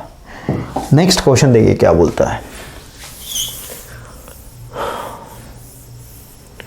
क्वेश्चन है आपका नेक्स्ट, एक RL सीरीज सर्किट है, 15 वोल्ट दिया हुआ है, ठीक है। सबसे पहले आप सर्किट बना लीजिए, ये हो गया आपका R के क्रॉस, यानी यहाँ पे दिया हुआ है भाई, ठीक है। वोल्टेज दिया हुआ कितना 15 वोल्ट, ठीक है। VR आपका 15 वोल्ट दिया हुआ है, क्लियर हो गया। और ये जो आपका VXL है, ठीक है, या फिर कहिए VL जो है आपका यहाँ पे दिया हुआ कितना 20 वोल्ट, क्लियर हुआ। द सप्लाई वोल्टेज अब मान लेते हैं इस तरीके से जुड़ा हुआ है, ठीक है। आपका V पूछा है यहाँ पे टोटल V, तो हम लोग को पता है फेजर सम करना पड़ेगा, है ना। लेकिन फिर भी मैं आपको अब बता रहा हूँ फेजर डायग्राम से। करंट को मैं रेफरेंस ले लेता हूँ, ये हो गया आई एंगल 0, ठीक है। और ये जो वी आर होगा, ये वी आर क्या होगा, करंट के फेज में होगा, है ना। और ये जो वी एल होगा इस करंट से आपका 90 डिग्री लीड करेगा, ये हो गया मेरा वी एल। तो इन दोनों का वी आर और वी एल का क्या होगा, फेजर सम होगा, दोनों के बीच में 90 डिग्री, तो वही पैरेललोग्राम मेथड चलेगा हम लोग का, है ना। तो ओवरऑल क्या हो जाएगा, ये निकालना है मेरे को, इस ट्रायंगल में चलिए या फिर कहीं इस ट्रायंगल यानी हाइपोटेनस निकालना है। तो सीधी सी बात है, वी इक्वल टू क्या हो जाएगा मेरा, रूट ओवर वी आर का स्क्वायर प्लस वी एल का स्क्वायर। वी आर मेरा कितना है 15 का स्क्वायर प्लस 20 का स्क्वायर, इसका रूट, है ना। एंगल तो पूछा नहीं है तो उसका निकाल लेते हैं, 15 का स्क्वायर प्लस 20 का स्क्वायर, ये आ जाएगा 25, ठीक है, 25 वोल्ट हो जाएगा। नेक्स्ट क्वेश्चन देखिए क्या बोल रहा है। क्वेश्चन नंबर 12 बोलता है भाई the power factor of the circuit shown in the figure. Power factor आपको बताना है सर्किट का। तो पावर फैक्टर का फॉर्मूला जितना भी आपके दिमाग में याद है सबको एक बार ओवरव्यू लीजिए और हम लोग देखते हैं कौन सा फार्मूला लगेगा। तो सीधी सी बात है, सिंपल देख रहे भाई, हम लोग सीधे यहाँ पे फाई की बात करें तो क्या होता है, tan इनवर्स एक्सएल बटा आर, है ना। तो यहाँ से हम लोग लगा लेंगे, एक्सएल मेरा कितना है 8 डिवाइडेड बाय 6, क्लियर हुआ। तो ये हो जाएगा सिर्फ tan इनवर्स इक्वल टू 8 बटा 6, ठीक है, 8 डिवाइडेड बाय 6। ये आ जाएगा फाई का वैल्यू 53.13, फाई का वैल्यू है, cos फाई पूछा तो cos फाई की जगह 53.13 डालेंगे, देखते हैं कितना आता है, cos 53.13। ये आ गया भाई 0.6, ठीक है 0.6, और क्योंकि आरएल सर्किट है तो लैगिंग हो जाएगा, इसका हो जाएगा 4th आंसर, ठीक है। क्वेश्चन नंबर 12 का ऑप्शन देख लेता हूँ, सही है, क्वेश्चन नंबर 12 का 4th बिल्कुल सही है। अब आता है क्वेश्चन नंबर 13 में भाई, ठीक है। इसको और भी बहुत तरीके से निकाल सकते हैं भाई, जरूर नहीं इसी मेथड से, देखिए बहुत सारा मेथड बता देता हूँ और भी मेथड। जैसे आप यहाँ पे निकाल सकते हैं, इम्पिडेंस पहले निकाल लेते हैं, ठीक है। इम्पिडेंस का जो एंगल होगा वही आपका क्या फाई आ जाएगा, है ना। तो जेड की अगर बात करें, जेड इक्वल टू क्या हो जाएगा, voltage divide by current. Voltage मेरा 200 एंगल 0 मान लेते हैं, ठीक है। करंट की अगर बात करें तो हम लोग को फिर निकालना पड़ जाएगा यहाँ पे, है ना। आई की अगर बात करें, क्योंकि करंट लैग करेगा मेरा, कितने डिग्री से लैग करेगा ये हम लोग को पता करना है ना। तो कैसे निकलेगा,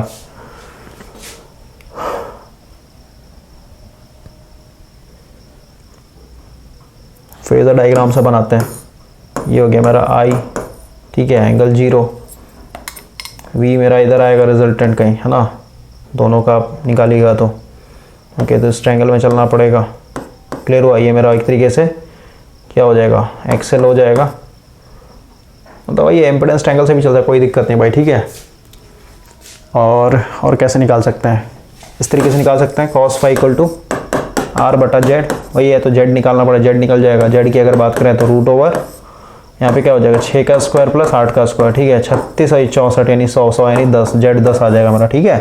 तो आर कितना हो गया आपका 6 डिवाइडेड बाय 10 यानी कितना आ जाएगा 0.6, ठीक है, ऐसे भी आ गया। मतलब बहुत सारा मेथड है भाई, दिमाग लगाते जाइए निकलते चला जाएगा, ओके। तो जो आपके लिए कन्वीनियंट लगता है उसको आप लेकर चलिए सॉल्व करने के लिए। नेक्स्ट क्वेश्चन देखिए क्या बोल रहा है, क्वेश्चन नंबर 13 बोलता है भाई the power consumed in the circuit shown in the figure. ऊपर वाला सर्किट जो दिया था ना, जिसमें आर का वैल्यू अभी दिया हुआ है 6 और एक्सएल का वैल्यू दिया हुआ था आपका 8, क्लियर हुआ। इसमें बताना पावर कंज्यूम, तो पावर आपको पता है हमेशा इसमें कंज्यूम होता है ना, तो आप ये भी फार्मूला ला सकते हैं, power equal to V I cos phi, ठीक है। वोल्टेज आपका दिया हुआ था 200, करंट दिया हुआ था 20, कॉस फाई अभी जस्ट निकाल दिया 0.6, है ना। काट लीजिए कितना आ जाएगा, 2 2 4 यानी 400 गुना 6 6 4 24 यानी 2400 वाट, क्लियर हुआ, 2400 वाट। या फिर आप सीधे ये लगा लीजिए, power consume equal to I square R, क्योंकि आर में आपका पावर डिसिपेट हो रहा है, यानी 20 का स्क्वायर यानी 20 गुना 6 कितना हो जाएगा, यानी 2 2 4 और 4 से 24, ठीक है, 24 पे 2 0, ठीक है। तो कैसे भी आप लगा सकते हैं भाई, आंसर आपका सेम आएगा। नेक्स्ट क्वेश्चन देखिए बोलता है the reactive power drawn by the circuit shown in the figure, यानी अभी जस्ट ऊपर में जो सर्किट लगा हुआ था ना उसका आपको रिएक्टिव पावर बताना भाई, ठीक है। अभी एक्टिव पावर निकाल लिया, रिएक्टिव पावर पूछा है, ठीक है। तो क्या होता है रिएक्टिव पावर, इसको हम लोग कैपिटल क्यू से रिप्रेजेंट करते हैं, ये होता है आपका वी आई साइन फाई, है ना। और अभी जस्ट हम लोग को पता है वोल्टेज मेरा 200 था, करंट मेरा 10 था, साइन फाई का वैल्यू अभी जस्ट निकाला था 53.13 था, ठीक है। तो उसका वैल्यू निकाल लेते हैं। 200 गुना 10 गुना साइन 53.13, ये आ गया 1599। 1599 इसका मतलब क्या हो जाएगा आपका, एक मिनट भाई कहीं गलती कर रहे हैं क्या, साइन फाई का वैल्यू कितना आया था, फाई का वैल्यू इतना ही आया था ना, कहाँ गया हम लोग का 200, एक मिनट देखते हैं, पहले सर्किट देखते हैं। 200, ओहो यहाँ पे गलती हो गया, देखिए 10 एम्पियर लिया हम लोग, 20 एम्पियर है ना, करंट का वैल्यू यहाँ पे 20 एम्पियर भाई, ठीक है, यही गलती हो गया हम लोग का। अब आ जाएगा, ठीक है, यानी ये आ जाएगा आपका 3199.99, ठीक है, यानी 3200 हो जाएगा, यानी थर्ड आंसर हो जाएगा, ठीक है, ये वाला। अगला क्वेश्चन देखिए क्या बोलता है, the active component of the line current. सीधी सी बात है, ऊपर में जो फोटो था ना आपका, सब जगह यही फोटो रेफरेंस कर रहा है, ठीक है, 12.18। तो इसमें आप देख रहे थे करंट मेरा कितना था, टोटल 20 एम्पियर था। तो मैंने आपको बताया इस करंट को आप दो पार्ट में तोड़ सकते हैं, एक हो जाएगा आपका एक्टिव कंपोनेंट, या फिर कहिए एक्स कंपोनेंट बोलेंगे उसको, या फिर कहिए रियल पार्ट बोलेंगे करंट का, ठीक है, इतना सारा नाम मैं बोल रहा हूँ भाई।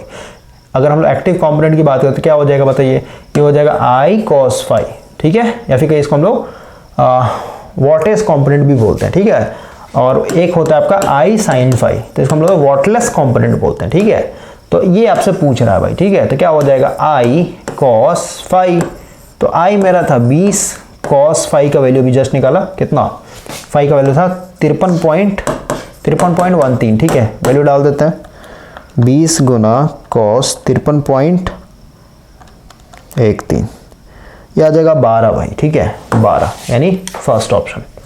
क्लियर हो गया, इस तरीके से आपको बनाना है। नेक्स्ट पेज पे आते हैं आप, 15 हो गया, 16 पे आते हैं आप, ठीक है, फटाफट खींचूंगा भाई क्योंकि काफ़ी लंबा लेक्चर हो जाता है।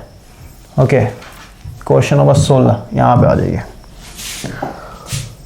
देखिए क्वेश्चन नंबर 16 में आप बोलता है नया फोटो दे दिया आपके लिए, ठीक है, ये वाला फोटो है, इसमें बोल रहा है the value of R in the circuit, R का वैल्यू बताना भाई आपको। तो हम लोग के पास क्या क्या दिया, आर कैसे निकाले, हम लोग पता है जेड इक्वल टू होता है, या फिर जेड स्क्वायर इक्वल टू होता है आर स्क्वायर प्लस एक्सएल का होल स्क्वायर, है ना, स्क्वायर भेजते तब रूट चढ़ जाता था, ठीक है, अभी हम लोग को उस तरीके से नहीं करना है। देखिए क्या क्या दिया हुआ है, एक्सएल का वैल्यू दिया हुआ है, ठीक है, इंपेडेंस हम लोग निकाल सकते हैं, जेड की अगर बात करें तो जेड इक्वल टू क्या हो जाएगा, total voltage divide by total current, है ना, तो वोल्टेज मेरा दिया हुआ 100 वोल्ट, करंट मेरा दिया हुआ कितना 20, क्लियर हुआ, ये भी एंगल 0, मतलब एंगल से कोई मतलब नहीं, यहाँ पे मैग्नीट्यूड पूछा हुआ है, ठीक है ना भाई, तो कितना कट जाएगा, यानी 5, इंपेडेंस हमारा 5 आ गया, यहाँ पर डालते हैं 5 का स्क्वायर यानी कितना 25 हो जाएगा, ये हो जाएगा आर स्क्वायर प्लस एक्सएल कितना है हमारा 4, यानी 4 का स्क्वायर यानी 16, यानी आर स्क्वायर क्या हो जाएगा बताइए, आर स्क्वायर हो जाएगा 25 माइनस 16, यानी कितना हो जाएगा 9, और इसका जब भेजेंगे तो रूट हो जाएगा, रूट 9 मतलब 3 के बराबर, यानी आर का वैल्यू 3 हो जाएगा। क्लियर हो गया, इस तरीके से आपको सॉल्व कर लेना फटाफट। क्या हो गया इसको,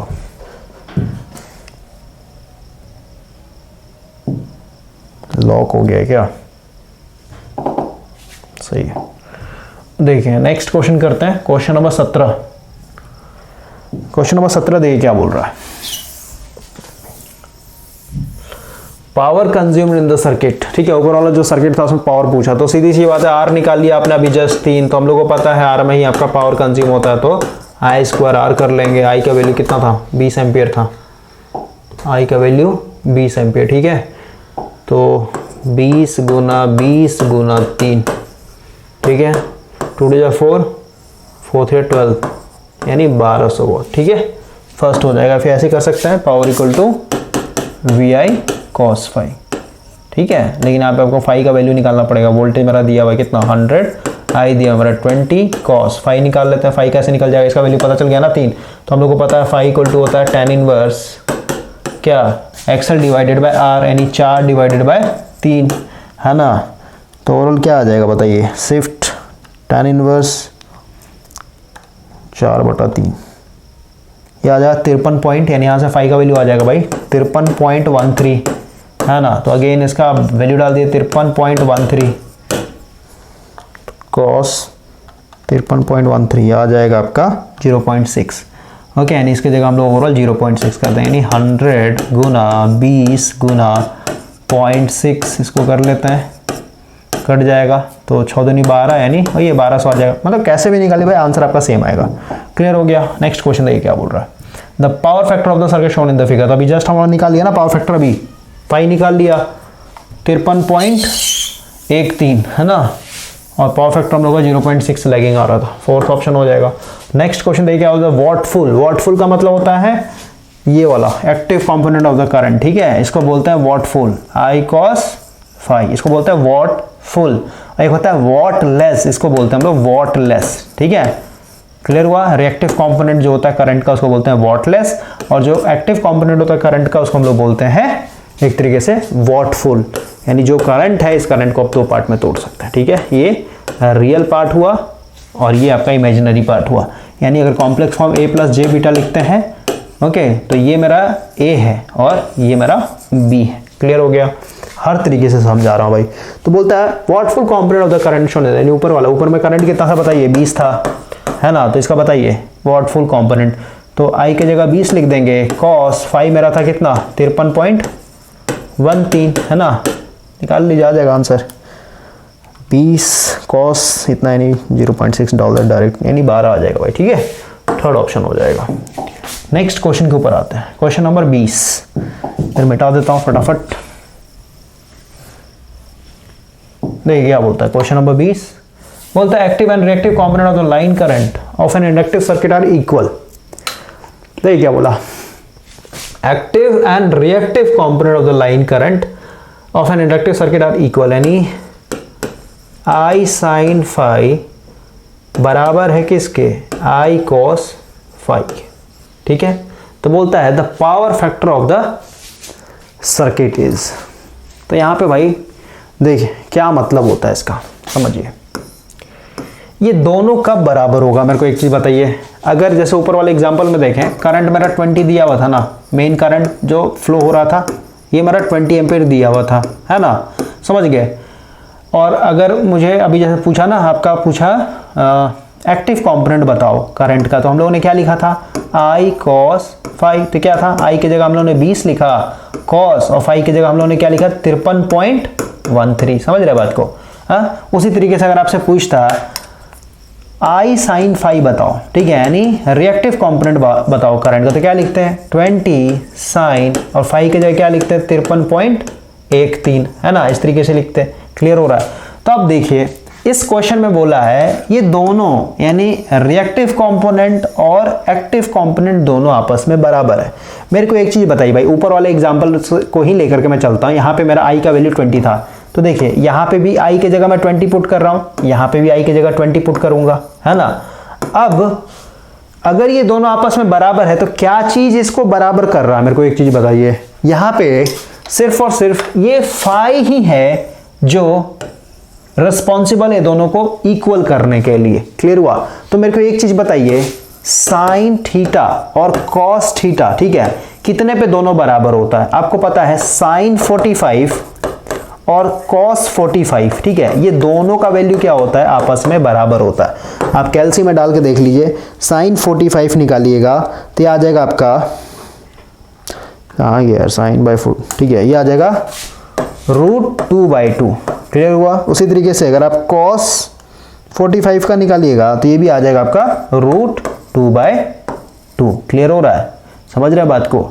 यानी यहां पे जब फाई का वैल्यू, फाई क्या है यहाँ पे, फाई है मेरा करंट और वोल्टेज के बीच का एंगल, समझ रहे बात को। यानी 45 डिग्री से जब मेरा करंट लैग करेगा वोल्टेज से, या फिर कहिए 45 डिग्री से वोल्टेज जब मेरा लीड करेगा करंट से, तब जाकर के आपका यहाँ पे रिएक्टिव कंपोनेंट और एक्टिव कंपोनेंट जो करंट का होगा वो दोनों आपस में बराबर होगा। क्योंकि यहाँ पे वैल्यू डालिए ना, साइन 45 डालिए, क्या आ जाएगा आपका, ये आ जाएगा √2/2, और इधर भी आ जाएगा आपका cos 45, यानी क्या आ जाएगा √2/2। तो देखिए दोनों बराबर हो गए आपस में, ठीक है। तो हम लोग यहाँ से पता चल गया फाई का वैल्यू 45 पे क्या होता है, यहाँ पे आपका दोनों बराबर होता है। और फाई का वैल्यू आ गया तो आपसे क्या पूछा, पावर फैक्टर पूछा, तो cos फाई निकाल लेते हैं, यानी cos 45।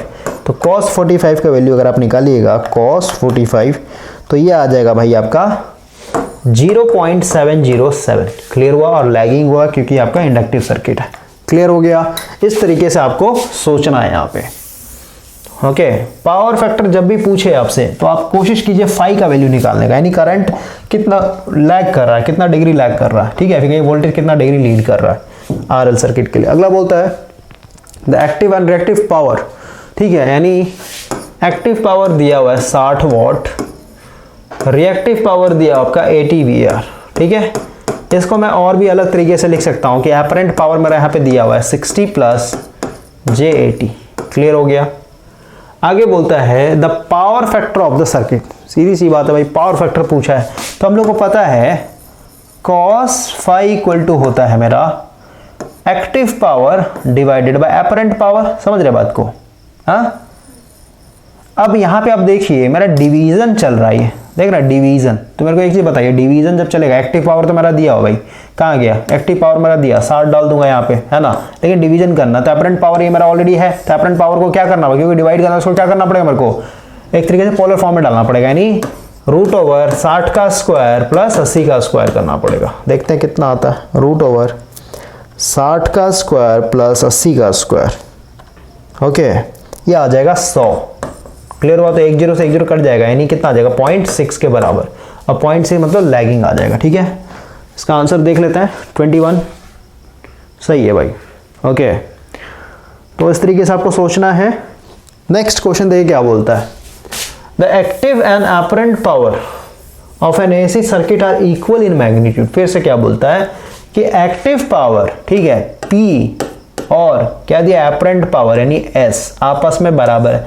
मेरे को एक चीज बताइए, एक्टिव पावर मतलब किलोवाट, किलोवाट क्या है kVA के बराबर है, तो मेरे को बताइए, या फिर ऐसे लिखे ना एपरेंट पावर इक्वल टू आपको पता है P प्लस JQ होता है, समझ गए। तो अगर एपरेंट पावर मेरा टोटल क्या है P के बराबर, इसका मतलब क्या है रिएक्टिव कंपोनेंट मेरा 0 है, समझ गए बात को, यानी P प्लस J0। अगर ये रिएक्टिव कंपोनेंट 0, रिएक्टिव पावर 0, इसका मतलब क्या हुआ, ये पावर फैक्टर मेरा यूनिटी है सिस्टम का। क्लियर हुआ, यहाँ पे कोई भी रिएक्टिव कंपोनेंट नहीं है आपके सिस्टम में।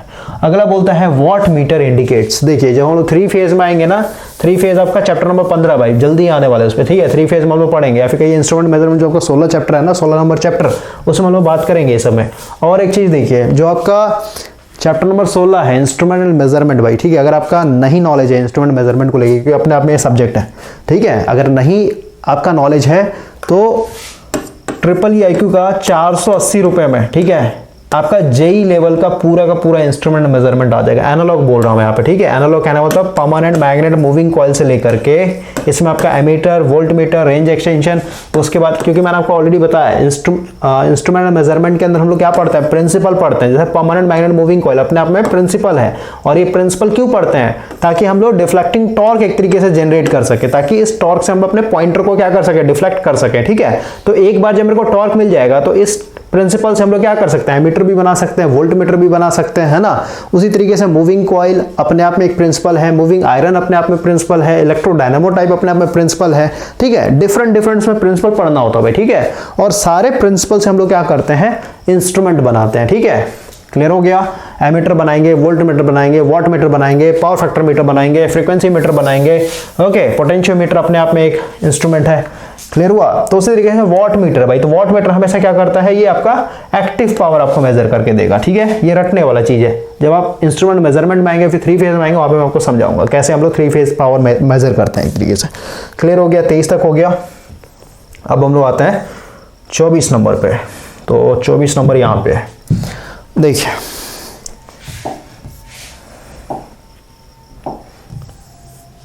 24 नंबर क्या बोलता है भाई, if the lagging reactive power of an AC circuit increases. देखिए क्या बोल रहा है, लैगिंग रिएक्टिव पावर मतलब Q अगर मेरा बढ़ेगा, ठीक है, the power factor of the circuit. सीधी सी बात है भाई, Q बढ़ रहा है, इसका मतलब क्या हुआ, आपका पावर फैक्टर घट रहा है, क्योंकि हम लोग को पता है पावर फैक्टर आने से जो मेरा एपरेंट पावर होता है ना, ये 2 कंपोनेंट में टूट जाता है, ठीक है। एक तो आपका एक्टिव पार्ट और एक आपका रिएक्टिव पार्ट। क्लियर हुआ।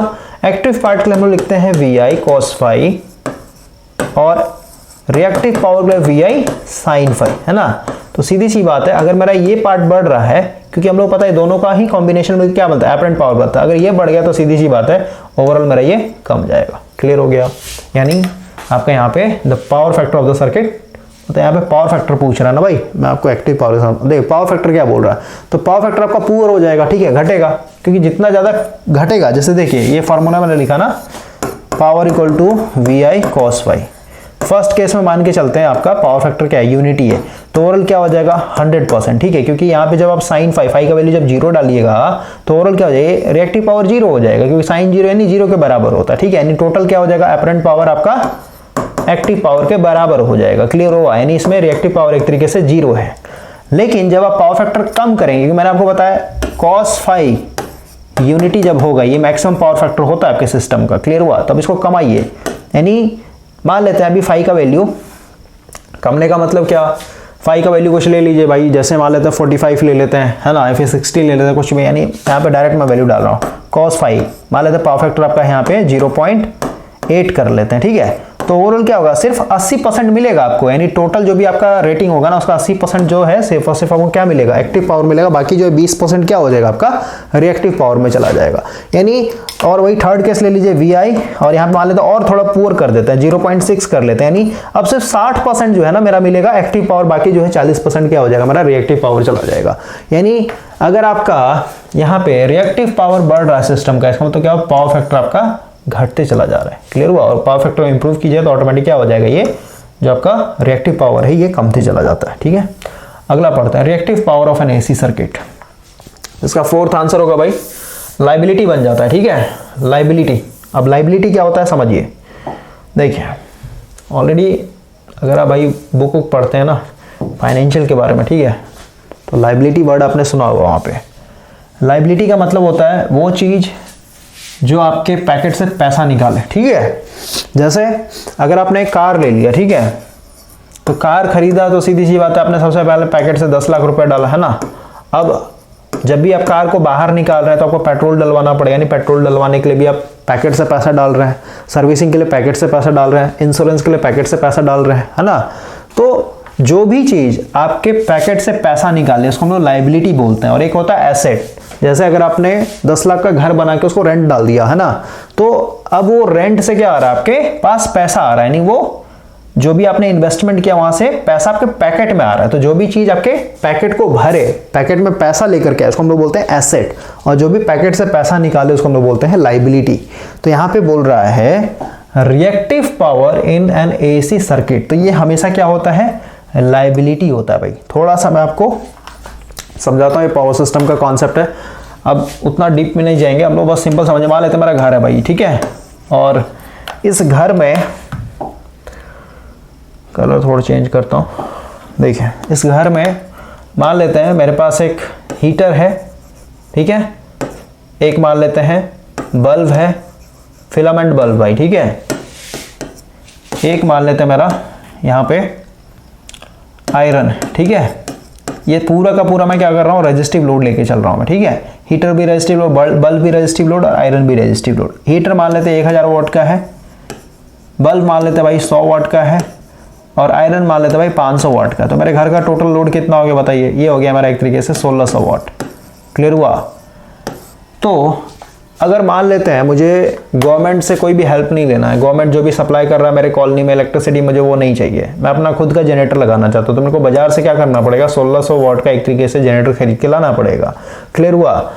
लेकिन अब मान लेते हैं,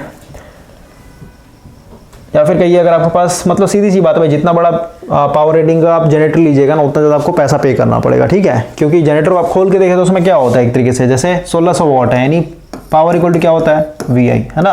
तो आप देख रहे हैं अगर हम लोग घर की बात करें तो आपका जो हीटर होगा, कहीं से भी खरीद के लाते हैं, हीटर का रेटिंग होगा मान लेते 200 वोल्ट, है ना, 1000 वाट। बल्ब का भी 200 वोल्ट रेटिंग, मतलब आप अपने घर में ही देखें ना, जो भी चीज़ आप चला रहे हैं, गीजर चला रहे हैं, हीटर चला रहे हैं, टीवी चला रहे हैं, एसी चला, सबका जो वोल्टेज रेटिंग होता है वो 220 वोल्ट होता है, यानी वोल्टेज कांस्टेंट होता है आपका। ठीक है, बाकी जो है जैसे ये 1000 वाट है ना, तो सीधी सी बात है ये वोल्टेज इसका 200 ही रहेगा, लेकिन करंट इस तरीके से खींचेगा कि दोनों का मल्टीप्लिकेशन कितने के बराबर मिल जाएगा, 1000 वॉट के बराबर में। यानी करंट जो होता है ना, ये लोड डिसाइड करता है आपका, ठीक है। जितना ज़्यादा वोल्टेज रहेगा उतना ज़्यादा करंट खींचेगा, क्योंकि वोल्टेज का मल्टीप्लाई होकर के इसको ओवरऑल कितना लेना है, एक तरीके से 1000 वॉट। क्लियर हुआ। अब ये जो 100 वाट है ना, सिर्फ 100 वाट, तो 200 है ना गुना, यहाँ पे करंट ऑटोमेटिक कम आ जाएगा, क्योंकि इसको ओवरऑल कितने के बराबर जाना है, 100 के ही बराबर जाना है। क्लियर हुआ। ये सब पे हम लोगों ने ऑलरेडी बात किया हुआ है, बेसिक बात नहीं करेंगे अभी हम लोग यहाँ पे। तो मेरा बस यही कहना है, जितना बड़ा रेटिंग का आप लीजिएगा ना जनरेटर, उतना ज़्यादा आपको पैसा पे करना पड़ेगा। क्यों?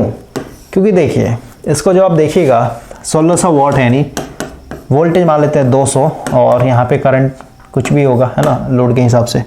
तो आप देख रहे हैं भाई कि वोल्टेज तो मेरा कांस्टेंट है एक पर्टिकुलर जनरेटर के लिए, कोई भी जनरेटर लीजिए, 1600 वाट लिए, 2000 वाट लिए, कुछ भी लिए, लेकिन करंट आपका ये ज़्यादा खींचेगा, इस तरीके से खींचेगा कि दोनों का मल्टीप्लाई क्या हो 1600 वाट के बराबर हो जाए।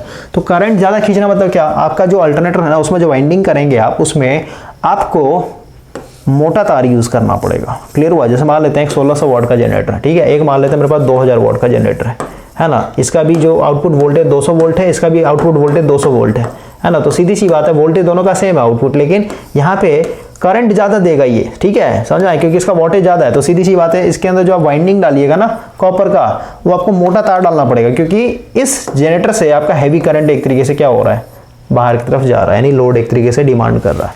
क्लियर हो रहा है। तो ऑटोमेटिक क्या हो रहा है, यहाँ पे कॉपर ज़्यादा यूज़ होगा, कॉपर ज़्यादा यूज़ होगा तो सीधी सी बात है ये आपको महंगा मिलेगा बाजार में। ऐसा नहीं है कि 1600 वाट जो आपका जनरेटर है ना, इस पे आप 2000 वाट का लोड नहीं लगा सकते, लगा सकते हैं, लेकिन 200 वोल्ट पे ये करंट इतना ज़्यादा खींचेगा ना आपका लोड, कि ऑटोमेटिक अंदर में जो आपने थिकनेस जो दिया है ना वाइंडिंग का, वो काफ़ी पतला होगा, क्योंकि यहाँ पे रेटिंग के हिसाब से आपने थिकनेस डाल रखा होगा, लेकिन यहाँ पे आपने ओवरलोड कर दिया तो ऑटोमेटिक क्या हो जाएगा, ये वायर के अंदर जैसे ही वो हैवी करंट जाएगा ना, ऑटोमेटिक इसमें I2R लॉस होकर के इसको तुरंत जला देगा, इसका इंसुलेशन खराब कर देगा, जनरेटर आपका जल जाएगा। क्लियर हो गया। तो अभी बस मैं आपको ओवरव्यू दे रहा हूँ, समझिए आपने 1600 वाट का जनरेटर खरीद के ले आया, ठीक है, यानी आपके घर के लिए सफिशिएंट है ना, सबको एक साथ चला दिए, हीटर बल्ब आयरन सबको एक साथ चला दिए, कोई दिक्कत नहीं है। आपका 1600 वाट का एक तरीके से लोड था, 1600 वाट का आपने एक तरीके से यहाँ पे क्या कर रहा है, जनरेटर लगा रखा है, ठीक है। लेकिन मान लेते हैं भाई आपने क्या किया, आयरन को हटा दिया, आयरन को फेंक दिया आपने निकाल के, ठीक है। अब आपने लिया एक तरीके से इंडक्शन, ठीक है, जो इंडक्शन चूल्हा होता है, तो इंडक्शन चूल्हा मतलब क्या, वाइंडिंग डाला हुआ है ना, यानी एक तरीके से RL लोड है, इंडक्टिव लोड है। तो इंडक्टिव लोड जैसे लगाए, सीधी सी बात है, आपका वोल्टेज और करंट के बीच में क्या आ जाएगा, फाई आ जाएगा, यानी एंगल आ जाएगा, है ना, आगे पीछे होने चला जाएगा।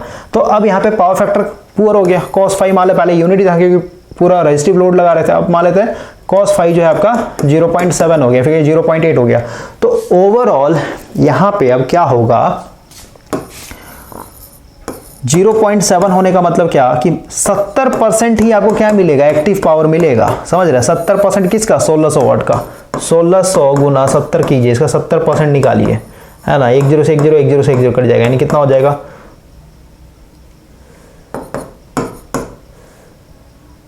ठीक है, 1120। यानी अब जो है पावर फैक्टर जैसे ही आपका 0.7 आया, तो अब जो है सिर्फ और सिर्फ आप 1120 वॉट का ही लोड लगा सकते हैं, बाकी जो है आपका कहाँ चला गया, रिएक्टिव पार्ट में चला गया। समझ रहे हैं, यानी रिएक्टिव पावर एक तरीके से आपको दे रहा है।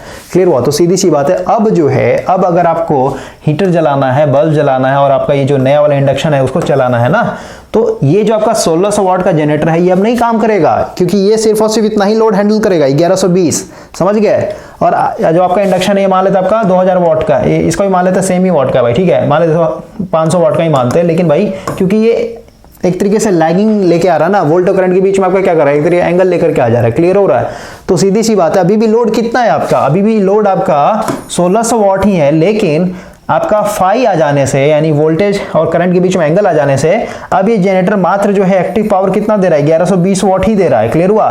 तो आपका लोड का डिमांड कितना है, 1600 वाट। समझ गए। यानी अभी ये जो है आपका जनरेटर ओवरलोड हो जाएगा, ठीक है। यानी अब आपको ये 1600 वाट का अगर आपको लोड चलाना है ना, तो आपको फिर बाजार से जाकर के एक बड़ा जनरेटर लेकर के आना पड़ेगा। समझ गए। क्योंकि अब ये जो जनरेटर है मात्र आपको कितना दे रहा है, एक्टिव पावर 1120 ही दे रहा है, बाकी का जो पावर है ना वो आपका कहाँ चला जा रहा है, रिएक्टिव पावर में चला जा रहा है। क्लियर हुआ। यानी आपने जो पैसा इन्वेस्ट किया हुआ था 1600 वाट के लिए, अब जो है वो 1600 वाट ना देकर के मात्र आपको इतना ही दे रहा है, ठीक है, जैसे आपका रिएक्टिव कंपोनेंट आया तो, है ना। तो सीधी सी बात है भाई, आपको फिर से जनरेटर में पैसा लगाना पड़ेगा कि नहीं लगाना पड़ेगा, बोलिए। हाँ, फिर से आपको खरीदना पड़ेगा, क्योंकि अब जो है ये जनरेटर आपका क्या है, सिर्फ इसके इतने के लिए आपका ये एक तरीके से काम करेगा, ठीक है, इसके लिए नहीं करेगा। लेकिन आपको लगाना है 1600 वाट, तो और पैसा आपको डालना पड़ेगा। वही बोलते हैं भाई, रिएक्टिव पावर अगर आपका सिस्टम का बढ़ रहा है ना, यानी या फिर कहिए इसी को हम लोग बोलेंगे पावर फैक्टर आपका सिस्टम पुअर होते चला जा रहा है, तो आपका जो जनरेटर है ना, जो भी जनरेटर का रेटिंग होगा उसका, जैसे 0.6 मैंने बोला, तो 60% ही आपका क्या होगा, एक तरीके से एक्टिव पावर देगा। बाकी जो है 40% कहाँ चला जाएगा, रिएक्टिव पावर में चला जाएगा। क्लियर हुआ? तो यानी सिर्फ 60% ही आप लोड लगा सकते हैं। पहले आप 100% लोड लगा रहे थे, सबको चला रहे थे एक साथ, लेकिन अब क्या सिर्फ 60% लगाएंगे, बाकी 40% आपका स्विच ऑफ करना पड़ेगा। ठीक है, यानी अब कैसे समझाओ भाई, ये पावर सिस्टम का एक तरीके कॉन्सेप्ट। ठीक है, आपने पढ़ा होगा पावर सिस्टम, आपको समझ में आ रहा होगा मैं क्या बोलना चाहता हूँ। ठीक है, ओके, नेक्स्ट करते हैं हम लोग। देखिए क्या बोलता है,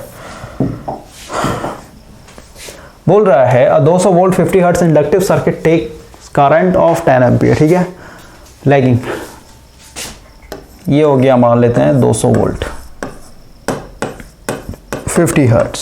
ठीक है, इंडक्टिव सर्किट, और क्योंकि यहाँ पे लैगिंग देख रहा 30 डिग्री, 30 डिग्री कहने का मतलब भाई ये आरएल सर्किट होगा। 90 डिग्री होता तो हम लोग इसको प्योर इंडक्टिव बना लेते। ठीक है, लेकिन 30 डिग्री इसका मतलब क्या, इसमें आर भी होगा और एक्सएल भी है। क्लियर हुआ? बोलते the inductive reactance of the circuit, XL आपसे पूछ रहा है यहाँ पे, फाई का वैल्यू ऑलरेडी दिया हुआ है यहाँ पे 30 डिग्री, तो आपका एक्सएल पूछा है, तो एक्सएल निकाले क्या क्या तरीका हो सकता है बताइए। सबसे पहले हम लोग को पता है जेड इक्वल टू होता है रूट ओवर आर का स्क्वायर प्लस एक्सएल का स्क्वायर, है ना। आर मेरा दिया हुआ नहीं है, अच्छा जेड तो निकाल लेंगे क्योंकि करंट दिया वोल्टेज दिया, जेड आ जाएगा मेरा। ठीक है, आर कैसे निकालेंगे, अच्छा पावर फैक्टर निकाल सकते हैं हम लोग।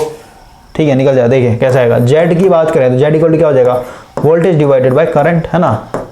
वोल्टेज मेरा है 200, करंट है मेरा 10, यानी कितना आ गया ये 20। ठीक है, जेड इक्वल टू आ गया मेरा 20, यहाँ पे डाल देते हैं Z equal to 20। Okay, formula डालता हूँ फिर से भाई, इसको मैं यहाँ पे लिखता हूँ साफ तरीके से, जेड स्क्वायर, एक्सएल चाहिए ना तो आर स्क्वायर को उधर भेज देते हैं, बराबर क्या हो जाएगा एक्सएल, और ये हो जाएगा रूट। कोई दिक्कत नहीं, कोई दिक्कत नहीं। इसका वैल्यू आ गया 20, 20 का स्क्वायर कर देते हैं। अभी जेड मैंने निकाल के दिखाया, माइनस आर निकालना मेरे को अभी, है ना। आर कैसे निकालेंगे, ये मस्ट इक्वल टू क्या हो जाए एक्सएल के बराबर। आर की बात करें, जैसे हम लोग पता है कॉस फाई इक्वल टू पता है आर बाय जेड होता है। ठीक है, तो जेड अभी जस्ट निकाल लिया, फाई का वैल्यू ऑलरेडी दिया हुआ 30, cos 30 into Z must be equal to R के बराबर हो जाएगा, है ना। और जेड का वैल्यू यहाँ पे 20 ऑलरेडी हम लोगों ने निकाल लिया है, must be equal to R के बराबर होगा, तो हो जाएगा कॉस 30 इंटू 20। ठीक है,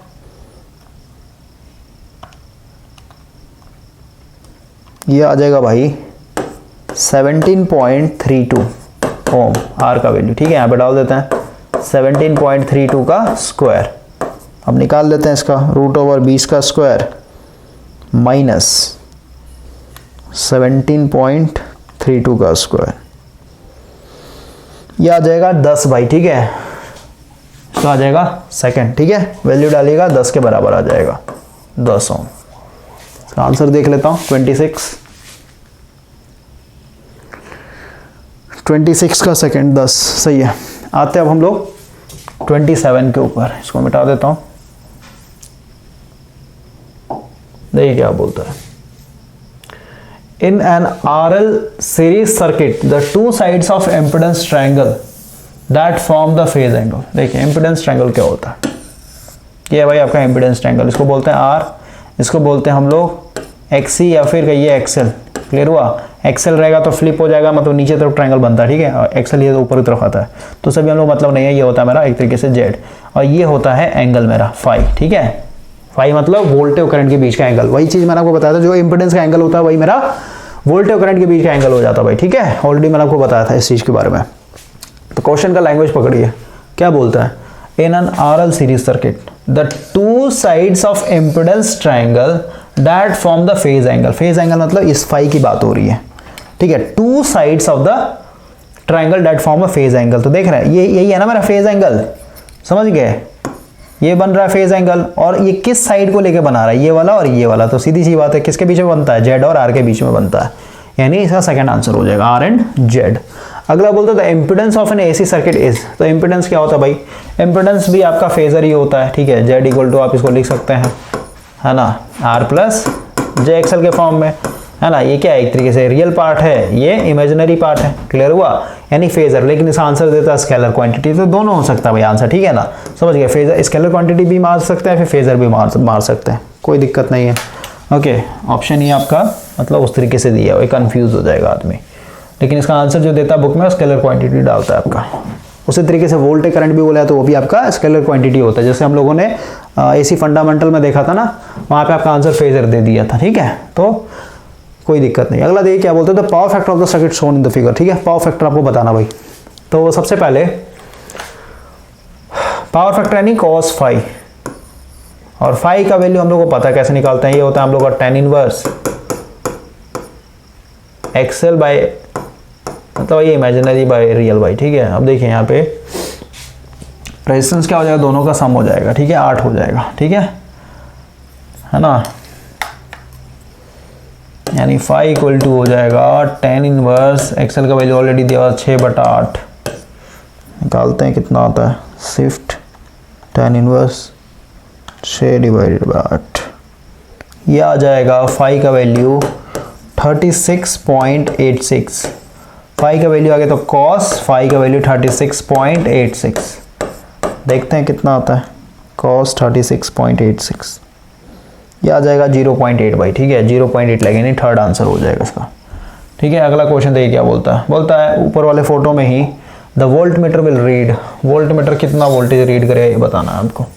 देखिए कैसे होगा ये, यहाँ पे देख रहे हैं वोल्ट मीटर लगा हुआ है, ये कितना वोल्टेज रीड करेगा ये आपको बताना है।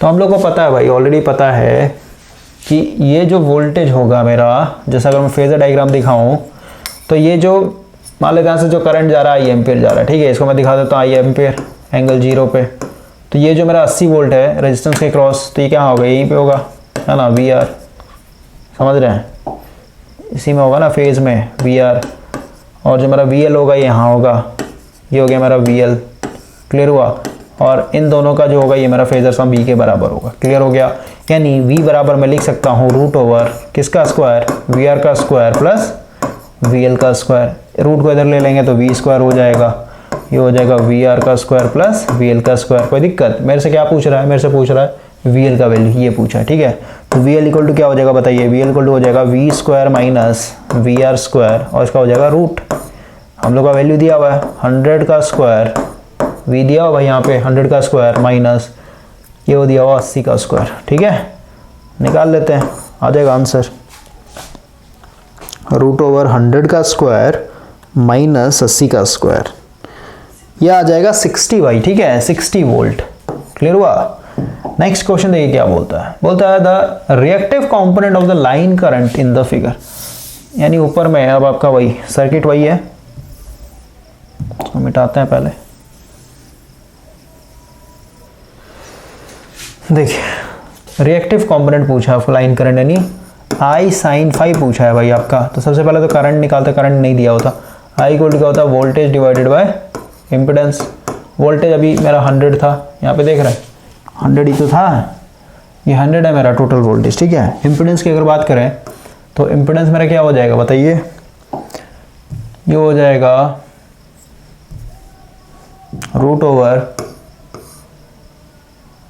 8 का स्क्वायर प्लस 6 का स्क्वायर, ठीक है, यानी कितना हो जाएगा 64, और ये 36 यानी 100 यानी 10, ठीक है, यानी कितना हो जाएगा 10 एम्पियर, ठीक है, आई मेरा 10 एम्पियर आ गया, तो ये हो जाएगा, यानी आई साइन फाई पूछा ना, तो 10 साइन और फाई अभी जस्ट हम लोगों ने निकाला था, फाई कितना था 36.36 था ना, ठीक है, 36 पॉइंट समथिंग था भाई, 86 था, ठीक है, यहाँ से निकाला था ना हम लोगों ने अभी, phi equal to tan inverse 6/8, याद आया, फिर से निकाल लेते हैं 6/8, सही है 36.86, इसका वैल्यू डाल दीजिए, आ जाएगा 10 इंटू साइन 36.86, ये आ जाएगा भाई 5.9 यानी 6, ठीक है, 31 का सेकेंड, 1 घंटा 26 मिनट का हो गया भाई, कोई नहीं, 2 घंटा चला जाएगा, लेक्चर खत्म हो जाएगा। 31 हो गया। आते हैं अब 32 नंबर क्वेश्चन पे। 32 नंबर कहाँ है मेरा, यहाँ पे आते हैं। थोड़ा सा लंबा जाएगा भाई लेक्चर, कोई दिक्कत नहीं है, ठीक है, क्योंकि हम लोगों को खींचना है ना। तो और आपको भाई अगर आप बर्नआउट होने लगता है ना, तो आपको बस यही सोचना है कि अगर आदमी इसको पढ़ के, ठीक है, इसको एक्सप्लेन कर सकता है, इसका लेक्चर बना सकता है, इसको एडिट करके अपलोड कर सकता है, हाँ, तब जाके आपको यहाँ पे प्रोवाइड हो रहा है एक तरीके से। तो आपको बस तो बैठ कर देखना है ना, बैठ के देखना, नोट्स बनाना, तो मेरे से तो कम ही मेहनत करना पड़ना ना भाई आपको, है ना। तो इस तरीके से आपको देखना भाई, दुनिया में नहीं जाना है, ठीक है, मोटिवेशन के लिए आप सामने वाले को देखिए, ठीक है, कि सामने वाला कितना मेहनत कर रहा है। ओके, कभी भी आप अगर लाइफ में उस तरीके से बर्नआउट होने लगता है तो देखिए क्वेश्चन नंबर 32 क्या है, बोलते हैं power consumed in the circuit shown in the figure, ठीक है, पीछे वाले सर्किट के बारे में बोल रहा है, पावर पूछा है, तो पावर कंज्यूम यानी वी आई कॉस फाई, है ना, या फिर कहिए power equal to I square R, है ना। आई अभी जस्ट निकाला था 10 का स्क्वायर गुना आर, अभी हम लोग का था 5 3 8, है ना। तो निकालते हैं 10 का स्क्वायर इंटू 8, 800 वाट आ जाएगा। इससे भी निकाल लीजिए, वोल्टेज था मेरा 100, करंट था हमारा 10 और कॉस फाई का वैल्यू था हमारा 36.86, ठीक है, इसका भी वैल्यू वही आएगा 100 गुना 10 यानी 1000 गुना कॉस 36.86, वही है भाई, सेम आएगा, ठीक है, सेम ही आ रहा है 800 वाट। नेक्स्ट क्वेश्चन देखिए क्या बोलता है, a circuit when connected to a 200 volt mains takes a current of 20 ampere, ठीक है, बोलता है लीडिंग द वोल्टेज, ठीक है, करंट क्या कर रहा है, लीड कर रहा है, ठीक है, समझिए। मान लेते हैं इस तरीके का मेरा कोई सर्किट है, मेरे को नहीं पता इसके अंदर आर होगा, एल होगा, क्या होगा, कुछ भी नहीं पता है ना, तो इस तरीके से दिखाई कीजिए भाई लोड को, ठीक है, क्लियर हुआ। ये मेरा दिया हुआ 200 वोल्ट, करंट यहाँ से आ रहा है 20 एम्पियर, ठीक है। आगे क्या बोलता है, takes a current of 20 ampere leading the voltage, समझ रहे बात को, यानी करंट जो है वोल्टेज को लीड कर रहा है, मतलब ये क्या होगा, आरसी सर्किट होगा, ठीक है, लीडिंग द वोल्टेज करंट, ठीक है, takes a current of 20 ampere leading the voltage by 1/12 of the time period. देखिए क्या बोलता है, सबसे पहले समझिए इस तरीके का मेरा साइनसोडियल होगा, ठीक है, फंक्शन, क्योंकि हम लोग एसी फंडामेंटल पढ़ रहे हैं, एसी सीरीज सर्किट पढ़ा, तो इस तरीके का होगा हम लोग का, ठीक है। तो हम लोग को पता है, इसको थोड़ा और कंटिन्यू करता हूँ। हम लोग को पता है भाई टाइम पीरियड क्या होता है, जहाँ पे जैसे ये कंप्लीट साइकिल है ना, अपने आप में एक कंप्लीट साइकिल बनने में जो भी समय लगता है उसको हम लोग बोलते हैं टाइम पीरियड, क्लियर हुआ। यहाँ से लेके यहाँ तक ये मेरा क्या एक तरीके से टाइम पीरियड है, तो हम लोग कैपिटल टी से रिप्रेजेंट करते हैं, क्लियर हो गया, कोई दिक्कत नहीं। तो बोलता है takes a current of 20 ampere leading the voltage, यानी वोल्टेज से लीड कर रहा है बाय 1/12 ऑफ टाइम पीरियड। देखिए साइनसोडियल का टाइम पीरियड क्या होता है, 0, यहाँ से लेके 0, यहाँ से लेके 2 पाई, सॉरी पाई, और ये हो गया 2 पाई, है ना, ये पाई और ये मेरा 2 पाई, यानी अगर हम लोग टाइम पीरियड की बात करें क्या लिख सकता हूँ मैं, 2 पाई लिख सकता हूँ। 2 पाई कहने मतलब क्या, 360, क्लियर हो रहा है, 360 डिग्री, है ना। तो क्वेश्चन में बोल रहा है भाई कि जो मेरा 20 एम्पियर करंट है ये लीड कर रहा है वोल्टेज से, ठीक है, मान लेते हैं वोल्टेज को मैं रेफरेंस पे दिखा देता हूं, मेरा V है, ठीक है। अब बोलता है करंट जो है मेरा लीड कर रहा है, कितने से लीड कर रहा है, ये लैंग्वेज में दिया हुआ है। बोलता है जो भी टाइम पीरियड होगा उसका टाइम पीरियड मेरा कितना है, 360, ठीक है, इसका कितना बोलता है, 1/12, ठीक है, 1/12 मतलब इस तरीके से बोलते हैं, ठीक है, यानी इतना जो है लीड कर रहा है, यानी ये मेरा क्या आ गया, फाई आ गया, मतलब वोल्ट और करंट के बीच का एंगल आ गया, ठीक, काट लीजिए, ठीक है, 12 36, यानी 30 डिग्री से क्या हो रहा है, एक तरीके से मेरा करंट लीड कर रहा है, क्लियर हो। ये वोल्टेज को रेफरेंस दिखा दिया, V एंगल 0, और जो करंट होगा वो आफ्टर 30 डिग्री पे मतलब आगे भाग रहा है, यानी ऐसे भी दिखा सकते हैं, ये मेरा V एंगल 0 हो गया यहाँ पे, है ना, और जो मेरा करंट है ये करंट मेरा यहाँ है I एंगल 30, ये जो है मेरा एंगल 30 है, क्लियर हुआ। तो बोलता है द सर्किट रेजिस्टेंस, आपसे रेजिस्टेंस पूछा है यहाँ पे। तो देखिए हम लोग को पता है cos फाई इक्वल टू होता है R/Z, ठीक है, cos फाई का वैल्यू अभी जस्ट मैंने बता दिया 30 डिग्री, और यहाँ से R पूछा है ना, तो Z यहाँ पे आके मल्टीप्लाई हो जाएगा, must be equal to R के बराबर हो। तो सबसे पहले Z निकालते हैं, Z इक्वल टू क्या हो जाएगा, V/I, V मेरा दिया हुआ है 200, I मेरा दिया हुआ है यहाँ पे 20, कितना हो जाएगा, यानी 10 एम्पियर, ठीक है, 10 एम्पियर भाई, ठीक है, सॉरी 10 ओम, इम्पिडेंस है ना, ओम। ठीक है, तो यहाँ पे डाल देते हैं cos 30 इंटू 10, निकाल लेते हैं वैल्यू। ये आ जाएगा 8.66। क्लियर हुआ? इस तरीके से हम लोग दिमाग लगाते हैं इसमें। प्रैक्टिस है भाई, जितना ज़्यादा प्रैक्टिस कीजिएगा ना उतना ज़्यादा आपके दिमाग में रहेगा। ठीक है, और बाकी तो कॉन्सेप्ट है ही। कॉन्सेप्ट अगर आपने नहीं पढ़ा हुआ है भाई नहीं बनेगा, दिमाग में रहेगा भी नहीं। ठीक है, क्योंकि इस तरीके का एक एक लाइन का न्यूमेरिकल सॉल्व करना और एक सब्जेक्टिव न्यूमेरिकल सॉल्व करना, ठीक है, सब्जेक्टिव न्यूमेरिकल कहने का मतलब 2-2 पेज का, 3-3 पेज का, ठीक है, बहुत अंतर हो जाता है। अगला क्या बोलता है, फोटो दिया हुआ वोल्ट मीटर विल रीड, कितना रीड करेगा ये आपको बताना है। तो हम लोग को ऑलरेडी यहाँ पे दिया हुआ टोटल वोल्टेज दिया हुआ V, ठीक है, और हम लोग पता है जो टोटल वोल्टेज होता है V स्क्वायर क्या होता है, फेजर सम ऑफ किसका, VR का स्क्वायर प्लस VC का स्क्वायर। कैपेसिटर लगा तो VC में लिख रहा हूँ यहाँ पे, है ना। तो हम लोग क्या पूछा, VC पूछा, तो VC इक्वल टू क्या हो जाएगा, VC इक्वल टू क्या हो जाएगा बताइए, root over V square minus VR square. ठीक है, V दिया हुआ मेरा 250 का स्क्वायर माइनस VR दिया हुआ है 150 का स्क्वायर, उसका रूट ले लेंगे। क्लियर हुआ? यानी रूट ओवर 250 का स्क्वायर माइनस 150 का स्क्वायर, ये आ जाएगा 200 वोल्ट भाई। ठीक है, क्वेश्चन नंबर 34 का आंसर देखता हूँ। क्वेश्चन नंबर 34, ठीक है, 200 वोल्ट सही है। नेक्स्ट क्वेश्चन देखिए क्या बोल रहा है। क्वेश्चन नंबर 35 बोलता है the power factor, okay, the power factor of the circuit shown in the figure, यानी ऊपर वाले सर्किट का पावर फैक्टर आपको बताना है। तो पावर फैक्टर इक्वल टू भाई cos phi equal to R by Z हो जाता है ना।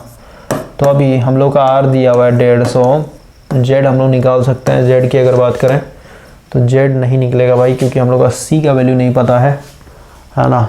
2 पाई एफ C का वैल्यू दिया बनेंगे। और क्या देख सकते हैं हम लोग, पावर फैक्टर पूछा ना, और देखें क्या निकालेंगे इसमें।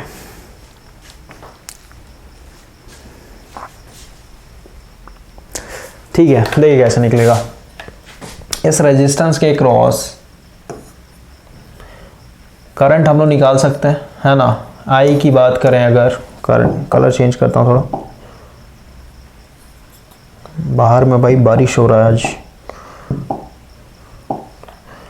देखिए आई की अगर बात करें तो क्या होता है, यहाँ पे अगर देखें वी कितना, रेजिस्टेंस की क्रॉस 150, रेजिस्टेंस कितना 150, क्योंकि भाई रेजिस्टेंस दिया हुआ, वोल्टेज ड्रॉप दिया हुआ, हम लोग करंट निकालते नहीं 1 एम्पियर। ठीक है, और क्योंकि सीरीज सर्किट है तो सीधी सी बात है, ओवरऑल क्या हो रहा होगा 1 एम्पियर हर जगह जा रहा होगा, है ना।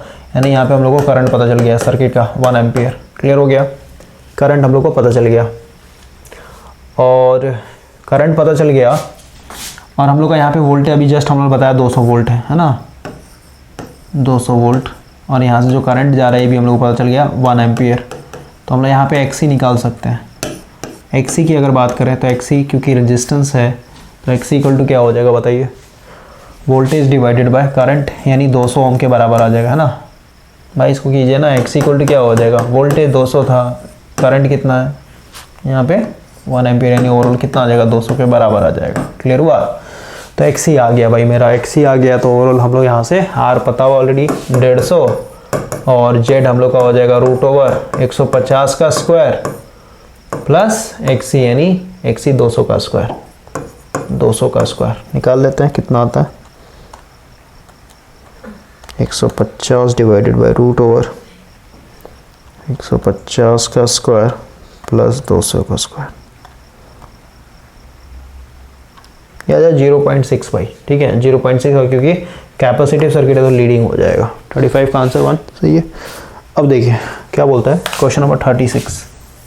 क्वेश्चन नंबर 36 बोलता है भाई, ऊपर वाले फोटो में बोलता है the reactive power drawn by the circuit. सीधी सी बात है, रिएक्टिव पावर पूछ रहा है। अभी हम लोगों ने cos फाई निकाल लिया है ना, कितना आया 0.6। यहाँ से हम लोग फाई निकाल सकते हैं, कितना आ जाएगा cos इनवर्स 0.6, है ना। ये आ जाएगा फाई का वैल्यू 53.13। फाई का वैल्यू आ गया, तो अब हम लोग का रिएक्टिव पावर भी निकल जाएगा ये होता है वी आई साइन फाई के बराबर, है ना। तो वोल्टेज मेरा कितना है, वोल्टेज मेरा 250 था शायद से, ठीक है सही है 250 गुना करंट मैंने अभी जस्ट 1 एम्पियर निकाला था, है ना, sine phi into sine phi का वैल्यू हम लोग 53.13 डाल देंगे। देखिए 250 गुना साइन 53.13, ये आ जाए भाई 199 यानी 200 वी के बराबर हो जाएगा। 36 का आ जाएगा थर्ड, देता आंसर, ठीक है। अब हम लाते हैं क्वेश्चन नंबर 37। 37 में देखिए क्या बोलता है, बोल रहा है भाई an AC system supply an apparent power, ठीक है, यानी एपरेंट पावर दिया हुआ है, इसका वैल्यू दिया हुआ है 10 kVA। बोलता है the reactive is being, Q का वैल्यू दिया हुआ है 6 kVAR। आगे बोलते हैं power factor of the circuit, ठीक है, पावर फैक्टर नहीं cos फाई पूछा आपसे, तो कैसे निकालेंगे ये पूछ रहा है, ठीक है। तो देखिए पावर फैक्टर इक्वल टू, सबसे पहले देखिए एपरेंट पावर इक्वल टू हम लोग को पता है P प्लस JQ होता है, ठीक है। एपरेंट पावर दिया हुआ है, इसका जब मैं 10 लिख सकता हूँ बराबर P मान लेते, P मैं निकालना चाहता हूँ अभी, प्लस JQ कितना हो जाएगा यहाँ पे J6, है ना, और cos फाई इक्वल टू हम लोग को पता है एपरेंट पावर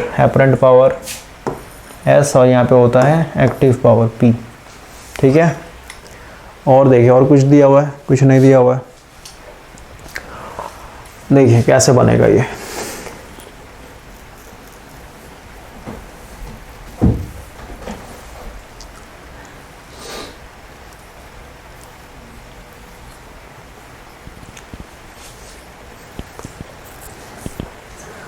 सबसे पहले अगर हम लोग एपरेंट पावर की बात करें भाई, तो एपरेंट पावर ये क्योंकि कॉम्प्लेक्स फॉर्म में है, तो इसको अगर मैं पोलर फॉर्म में चेंज करूँ तो क्या हो जाएगा, या फिर ये एक्टिव पावर की अगर मैं बात करूँ, है ना, ये तो देखिए क्या होगा, एक्टिव पावर हो जाएगा √S² माइनस Q², कोई दिक्कत नहीं। S मेरा दिया हुआ है 10 का स्क्वायर, Q दिया मेरा 6 का स्क्वायर, है ना, तो ओवरऑल कितना हो जाएगा, ये हो जाएगा 100 माइनस 36 रूट यानी 64, यानी √64 मतलब 8 के बराबर, ठीक है।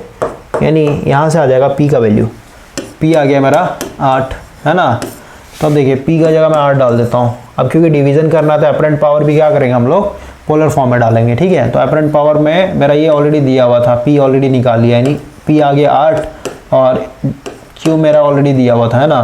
तो इसको आप क्या कीजिए, आप पोलर फॉर्म में ले आइए, यानी √8 का स्क्वायर यानी 64 प्लस 6 का स्क्वायर यानी 36, यानी कितना हो जाएगा √100, और ये हो जाएगा 100 मतलब 10 के बराबर, ठीक है, यानी यहाँ पे 10, यानी ओवरऑल आ जाएगा 0.8। क्लियर हुआ, ठीक है भाई, 0.8 आ जाएगा पावर फैक्टर।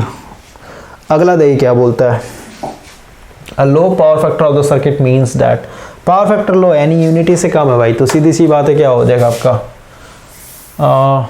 पावर फैक्टर घटिया है तो क्या हो जाएगा, ड्रॉ मोर रिएक्टिव पावर हो जाएगा, ठीक है। ऑप्शन के हिसाब से कभी होगा नहीं, थोड़ा ना पावर फैक्टर कम होता है एक्टिव पावर थोड़ा ज़्यादा लेता, ठीक है। ऑप्शन के हिसाब से आपको चलना भाई, ठीक है।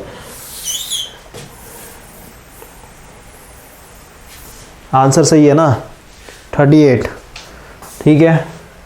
नेक्स्ट क्वेश्चन देखिए क्या बोलता है, बोलता है the impedance of an RC series circuit is इतना, ठीक है, Z दिया हुआ है, Z मतलब क्या, ये आपका √R² प्लस RC है ना, तो XC हो जाए, नहीं ये दिया हुआ आपका 100 ओम।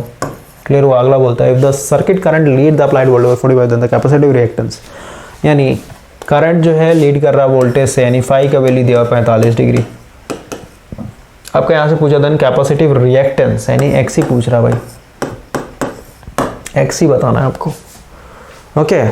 तो XC हम लोग कैसे निकालेंगे, देखिए सबसे पहले XC का फॉर्मूला डालिए। XC हम लोग को यहाँ पे ऑलरेडी पता है ना, ये फॉर्मूला मैंने डाल रखा ऑलरेडी। तो XC इक्वल टू क्या हो जाएगा बताइए, और सर पावर फैक्टर देखते हैं, cos फाई का वैल्यू ऑलरेडी पता है ना हम लोग, क्या होता है R/Z होता है ना, तो R यहाँ से निकल जाए क्योंकि Z मेरा दिया हुआ यहाँ पे, ठीक है, Z दिया हुआ फाई दिया हुआ, तो ये वाला फॉर्मूला लगा करके यहाँ से मेरा R का वैल्यू क्या आ जाएगा बताइए, R का वैल्यू क्या आ जाएगा बोलिए, Z उधर चला जाए, यानी R इक्वल टू हो जाएगा, ये हो जाएगा Z इंटू cos फाई, है ना। जेड का वैल्यू मेरा ऑलरेडी दिया हुआ है 100, कॉस फाई का वैल्यू ऑलरेडी दिया हुआ है 45, है ना। तो इसका निकालते हैं 100 इंटू कॉस 45, ये आ जाएगा आर का वैल्यू 70.71 ओम।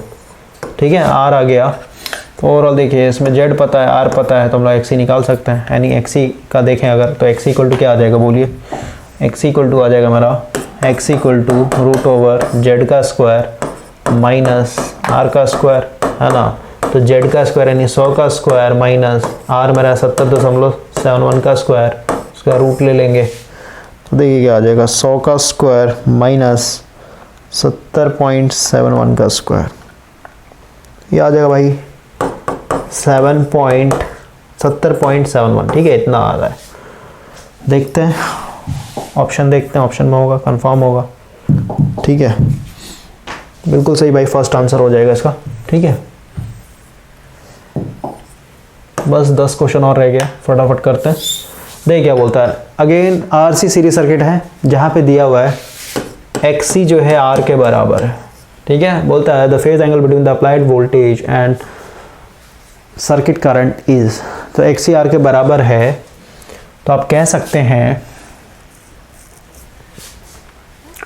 एक्सी आर के बराबर है ना। देखिए हम लोग को पता है फाई इक्वल टू होता है tan इनवर्स एक्सी बटा आर, मतलब ऊपर में इमेजिनरी पार्ट रखते हैं भाई, नीचे में रियल पार्ट होता है। ठीक है, अगर दोनों आपस में बराबर है, ठीक है, दोनों आपस में मान लो कोई भी वैल्यू लेते हैं, 1 ले लेते हैं, 10 ले लेते हैं, 20 ले, कुछ भी लेंगे, तो दोनों बराबर है भाई। ठीक है, तो कट के क्या आएगा ओवरऑल, दोनों बराबर यानी 1 ही आएगा।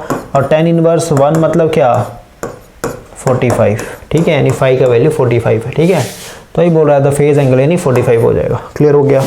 अगला देखिए क्या बोलता है, बोल रहा है एसी सीरीज सर्किट है, आर दिया हुआ, एक्सएल दिया हुआ, एक्सी दिया हुआ है। सीधी सी बात है, मैंने आपको बताया है, हमेशा बताया भाई कि अगर आपका आर दिया हुआ है, एल दिया हुआ है और सी दिया हुआ है, तो ओवरऑल यहाँ पे सर्किट क्या बनेगा, या तो एक्सी बनेगा, मतलब या तो आर एल बनेगा ये सर्किट, या तो कहिए आर सी बनेगा सर्किट। ठीक है, डिपेंड करता है कौन सा बड़ा है। यहाँ पे देखते हैं कौन बड़ा है, मेरा एक्सएल बड़ा भाई, एक्सएल बड़ा यानी ओवरऑल क्या हो जाएगा, ये इसको खा जाएगा। एक्सएल मेरा कितना है 20 ओम है।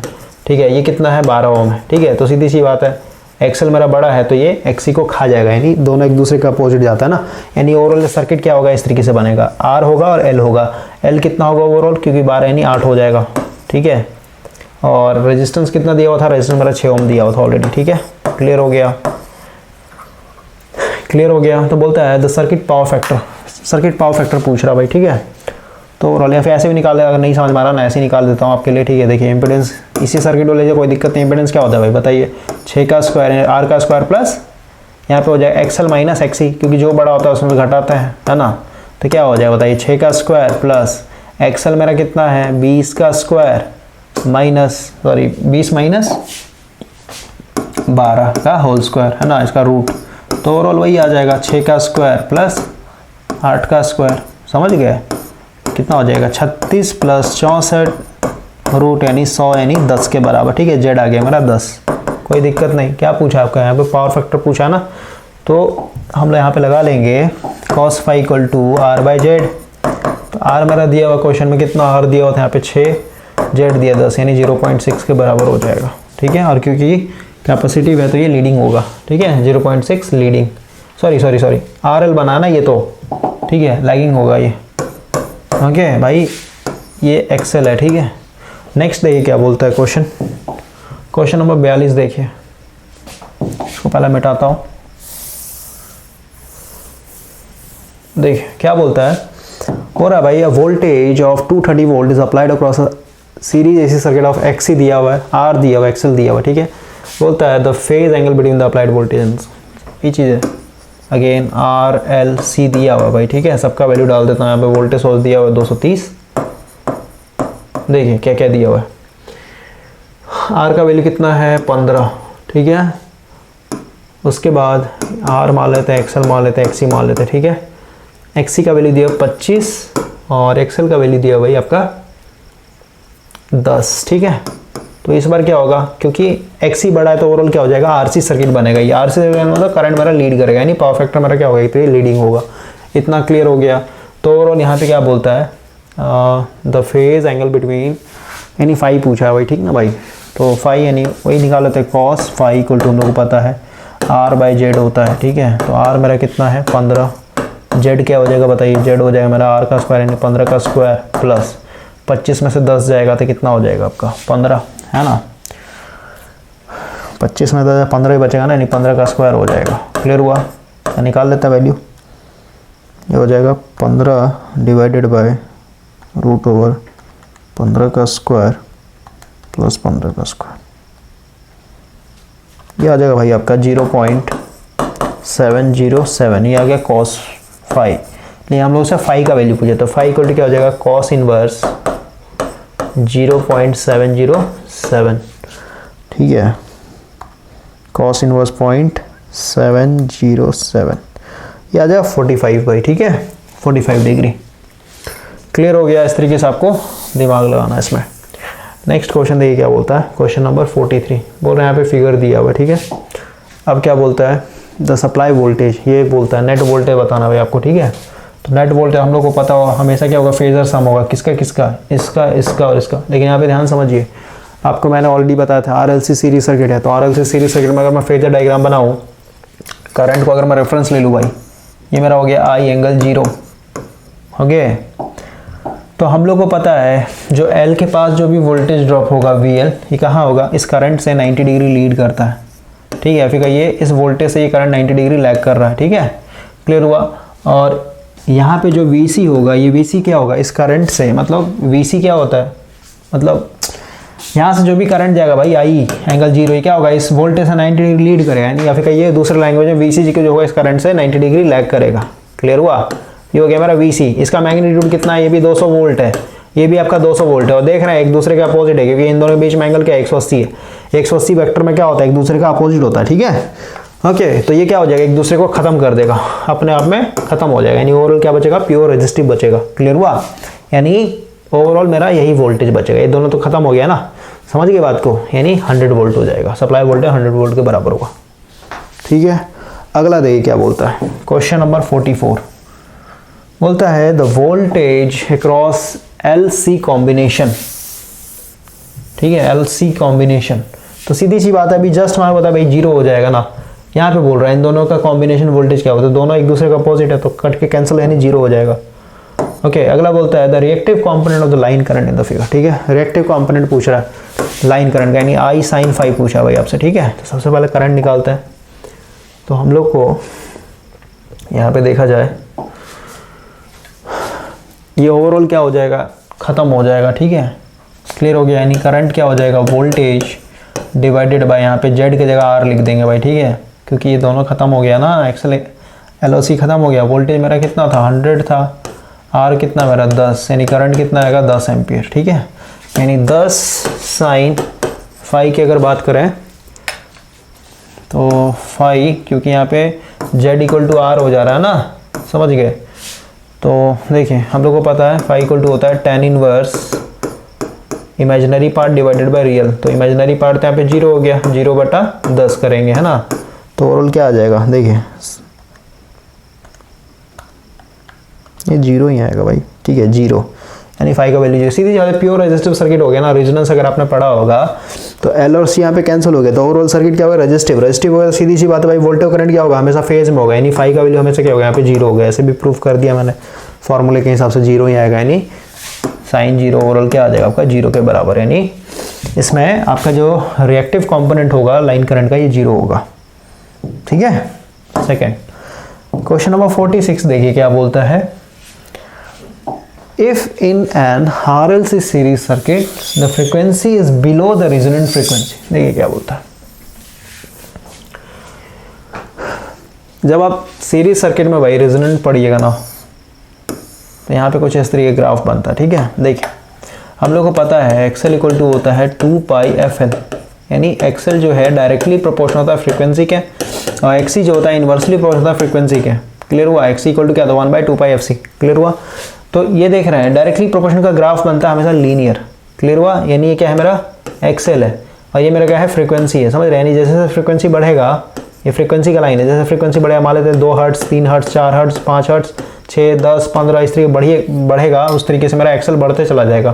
क्लियर हुआ, 2 हर्ट्ज पे इतना, 5 हर्ट्ज पे इतना, 10 हर्ट्ज पे इतना, समझ रहे, बढ़ते चला जा रहा है। और XC मेरा क्या है, इन्वर्सली प्रोपोर्शनल है। तो इन्वर्सली के लिए मतलब क्या, फ्रीक्वेंसी अगर आप बढ़ाइएगा तो XC मेरा घटेगा, समझ गए। तो ये कुछ इस तरीके से लाइन जाता है, ठीक है। फ्रीक्वेंसी देख रहे हैं बढ़ते चला जा रहा है। यहाँ पे देखिए, कलर थोड़ा चेंज करता हूँ, यहाँ पे देखिए इस पॉइंट पे, ठीक है। फ्रीक्वेंसी मेरा अच्छा खासा है, लेकिन यहाँ पे देख रहे हैं, यहाँ पे देख रहे हैं ये कितना कम हो रहा है, मात्र इतना ही मिल रहा है, ठीक है। ये XC है भाई मेरा, ठीक है। ये आपका रिएक्टेंस का एक तरीके से ग्राफ है, काम क्लियर हो गया। तो वही बोलता है। और रेजोनेंट क्या होता है, रेजोनेंट उस फ्रीक्वेंसी को बोलते हैं यहाँ पे, ठीक है। ये मेरा रेजोनेंस कंडीशन है, इसको बोलते हैं FR। मतलब इस फ्रीक्वेंसी पे क्या है, XL और XC दोनों बराबर है, XL और XC दोनों बराबर है। तो ये दोनों क्या होता है, एक दूसरे का अपोजिट होता है, दुश्मन होता है, दोनों कट के क्या हो जाएगा, जीरो हो जाएगा, यानी ओवरऑल सर्किट मेरा रेजिस्टिव बनेगा, ठीक है। तो क्वेश्चन में क्या बोलता है, the frequency below the resonant frequency. Resonant frequency कहाँ है, ये है मेरा, ठीक है। तो इससे बिलो, बिलो कहना मतलब इधर आएंगे हम लोग, समझ रहे बात को। कलर चेंज करता हूँ, देखिए ये मेरा FR था भाई, यहाँ पे रेजोनेंट, इस फ्रीक्वेंसी पे रेजोनेंट डाला था, तो बिलो मतलब इधर आएंगे, है ना, समझ गए। तो इधर आने का मतलब क्या है बताइए, इधर आने का मतलब क्या है कि फ्रीक्वेंसी मेरा और कमेगा, है ना। तो फ्रीक्वेंसी अगर मेरा कमेगा, FR नहीं मतलब समझिए, फ्रीक्वेंसी अगर मेरा कम रहा है भाई, तो सीधी सी बात है XL भी मेरा कम जाएगा, है ना। लेकिन लेकिन लेकिन अगर हम लोग XC को देखें वही, तो मेरा अगर फ्रीक्वेंसी कमेगा तो ये मेरा बढ़ जाएगा, यानी रेजोनेंट फ्रीक्वेंसी के लेफ्ट साइड में इधर वाला जो पोर्शन होता है, इधर ये पूरा सर्किट क्या होता है, एक तरीके से कैपेसिटिव की तरह बिहेव करता है, ठीक है। और वही अगर हम लोग रेजोनेंट के राइट साइड में देखें तो इधर मेरा इंडक्टिव की तरह बिहेव करता है, क्लियर हो गया। इधर आपका इंडक्टिव,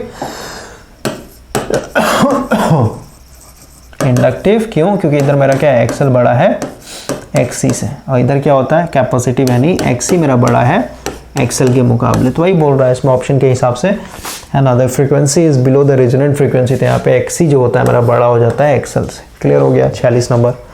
अब हम लोग आते हैं, 4 क्वेश्चन और करना है भाई, ठीक है। 47 नंबर पे देखिए क्या है, बोलता है एट सीरीज रेजोनेंस। रेजोनेंस मैंने आपको बताया वो फ्रीक्वेंसी जहाँ पे XL और XC क्या होता है, बराबर हो जाता है, ठीक है। तो ओवरऑल क्या होता है, सिर्फ और सिर्फ सर्किट के अंदर रेजिस्टेंस बचता है, ओके। तो क्या हो जाएगा, ऑप्शन के हिसाब से देखें तो सर्किट इम्पीडेंस वेरी लार्ज, नहीं, Z जो होता है R के बराबर हो जाता है, क्योंकि Z की अगर बात करें तो क्या होता है, √R का स्क्वायर, और ये होता है प्लस XL माइनस XC। तो ये दोनों आपस में बराबर हो जाता है, तो दोनों कैंसिल हो, जीरो हो जाता है। तो वही है, Z इक्वल टू क्या हो जाएगा, √R का स्क्वायर। तो कितने बराबर, R के बराबर हो जाता है, यानी Z बराबर R, यानी सर्किट इम्पीडेंस मिनिमम हो जाता है, ठीक है भाई। तो ऑप्शन देखते हैं, the power factor is unity, बिल्कुल सही, ये आंसर हो जाएगा, ठीक है। क्यों, क्योंकि Z इक्वल टू R के बराबर हो गया, तो R मतलब क्या, यहाँ पे वोल्टेज और करंट दोनों फेज में रहेगा, ठीक है। दोनों फेज में, यानी फाई का वैल्यू 0, फाई का वैल्यू 0 कहने का मतलब क्या, कॉस फाई का वैल्यू यहाँ पे 0 यानी कॉस 0 यानी 1 के बराबर, यानी यूनिटी, ठीक है। 4th आंसर हो जाएगा। अगला बोलता है at series resonance the voltage across LNCs। देखिए क्या होता है, सबसे पहले समझिए Z जो होता है भाई यहाँ पे मिनिमम हो गया, क्योंकि Z इक्वल टू R के बराबर हो गया, है ना। पहले मेरा जो इम्पीडेंस होगा रेजोनेंस अचीव करने से पहले क्या होगा बताइए, ये होगा R का square plus XL minus XC का स्क्वायर, है ना। यानी ये भी कंपोनेंट था एक तरीके से, समझ गए। तो होल स्क्वायर समझिए भाई, ठीक है। कहाँ चला गया, XL माइनस XC का होल स्क्वायर, ठीक है। इम्पीडेंस में ये वाला भी कंपोनेंट था आपका, ठीक है। लेकिन अब क्या है, ओवरऑल रेजोनेंस अचीव करते हैं, क्या हो गया, Z जो है R के बराबर हो गया, यानी इम्पीडेंस यहाँ पे काफ़ी कम हो गया, मिनिमम हो गया, ठीक है। तो यहाँ हम लोग पता है करंट इक्वल टू क्या होता है, वोल्टेज डिवाइडेड बाय इम्पीडेंस।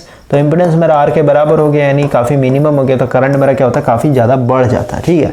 अब करंट जैसे ही बढ़ेगा, तो जो मेरा यहाँ पे सर्किट है R, L और C जो लगा हुआ था सिस्टम में, इसके क्रॉस जो वोल्टेज है, क्योंकि यहाँ का करंट, क्योंकि सीरीज सर्किट तो करंट हर जगह सेम होगा भाई, है ना, समझ गए। तो इनके क्रॉस का करंट काफ़ी ज़्यादा बढ़ गया है, करंट मैग्नीफाई हो गया, तो ओवरऑल इनके पास जो वोल्टेज ड्रॉप होगा, क्योंकि यहाँ पे वोल्टेज ड्रॉप देखें अगर VL या फिर कहिए VC, तो क्या होता है, वोल्टेज ड्रॉप क्या होता है, V equal to I into XC या फिर कहिए XL, है ना, समझ गए। तो ये आपका ओवरऑल बढ़ गया, तो ऑटोमेटिक ऐसे मल्टीप्लाई हो गया, वोल्टेज आपका बढ़ जाता है, ठीक है, समझ में आया। तो जो भी आपने सप्लाई दिया है, ठीक है, 100 वोल्ट जो भी दिया है, इससे बहुत ज़्यादा बढ़ जाता है, ठीक है, much more than the applied voltage. जैसे अभी हम लोगों ने एक सर्किट देखा था ना, अभी ये कहाँ गया हम लोग का क्वेश्चन में, कौन सा चल रहा है, 47, ये वाला सर्किट देखिए भाई आप, ये है ना, ये नहीं, एक मिनट, कहाँ गया हम लोग का क्वेश्चन, ये वाला है, नहीं, इसमें भी नहीं होगा, इसमें भी नहीं है, इसको भी डिलीट ही कर देते हैं। इसमें देखते हैं, ये तो अभी हम लोग कर ही रहे हैं ना, 46 से इसी में होगा आपका। देखें यहाँ पे, ये देख रहे हैं यहाँ पे रेजोनेंस अचीव करके बताया था ना भाई, तो देख रहे हैं आपने अप्लाई जो वोल्टेज किया है अभी जस्ट बताया था, जैसे रेजोनेंस अचीव करेगा तो ओवरऑल यहाँ पे जो सप्लाई वोल्टेज है कितना था 100 वोल्ट, अभी जस्ट कैलकुलेट किया ना हम लोगों ने। लेकिन इनके पास जो वोल्टेज ड्रॉप देख रहे हैं 200 वोल्ट, इसके पास भी 200 वोल्ट, समझ रहे हैं, इसलिए बोलते हैं हम लोग वोल्टेज जो होता है आपका मैग्नीफाई हो जाता है और करंट भी आपका मैग्नीफाई हो जाता है। आरएलसी सर्किट में भाई जब रेजोनेंस अचीव होता है तो क्योंकि यहाँ पे इम्पीडेंस आपका काफ़ी कम हो गया, आर के बराबर हो गया है, तो ओवरऑल आप कहेंगे यहाँ पे करंट बढ़ गया। करंट बढ़ गया मतलब करंट का मैग्निफिकेशन हो गया, साथ ही साथ इनके पास जो वोल्टेज है ये भी एक तरीके से इंक्रीज हो गया। तो इसलिए हम लोग का RLC series circuit resonance condition में वोल्टेज भी मैग्नीफाई हो जाता है और करंट भी एक तरीके से मैग्नीफाई हो जाता है। क्लियर हो गया? तो ये है जो भी हम लोग का अप्लाइड वोल्टेज उससे ज़्यादा इसके पास वोल्टेज आ जाता है। क्यों? क्योंकि इम्पीडेंस आपका कम हो गया है, मिनिमम हो गया, तो ऑटोमेटिक क्या हो जाएगा आपका वोल्टेज ड्रॉप बढ़ जाता है। ठीक है, आते हैं हम लोग क्वेश्चन नंबर 48 चल रहा था। तो ये at series the voltage across LNC, तो हमेशा क्या much more than the applied voltage. अब अगला क्वेश्चन देखिए, क्वेश्चन नंबर 49 भाई बोलता है the quality factor of the coil.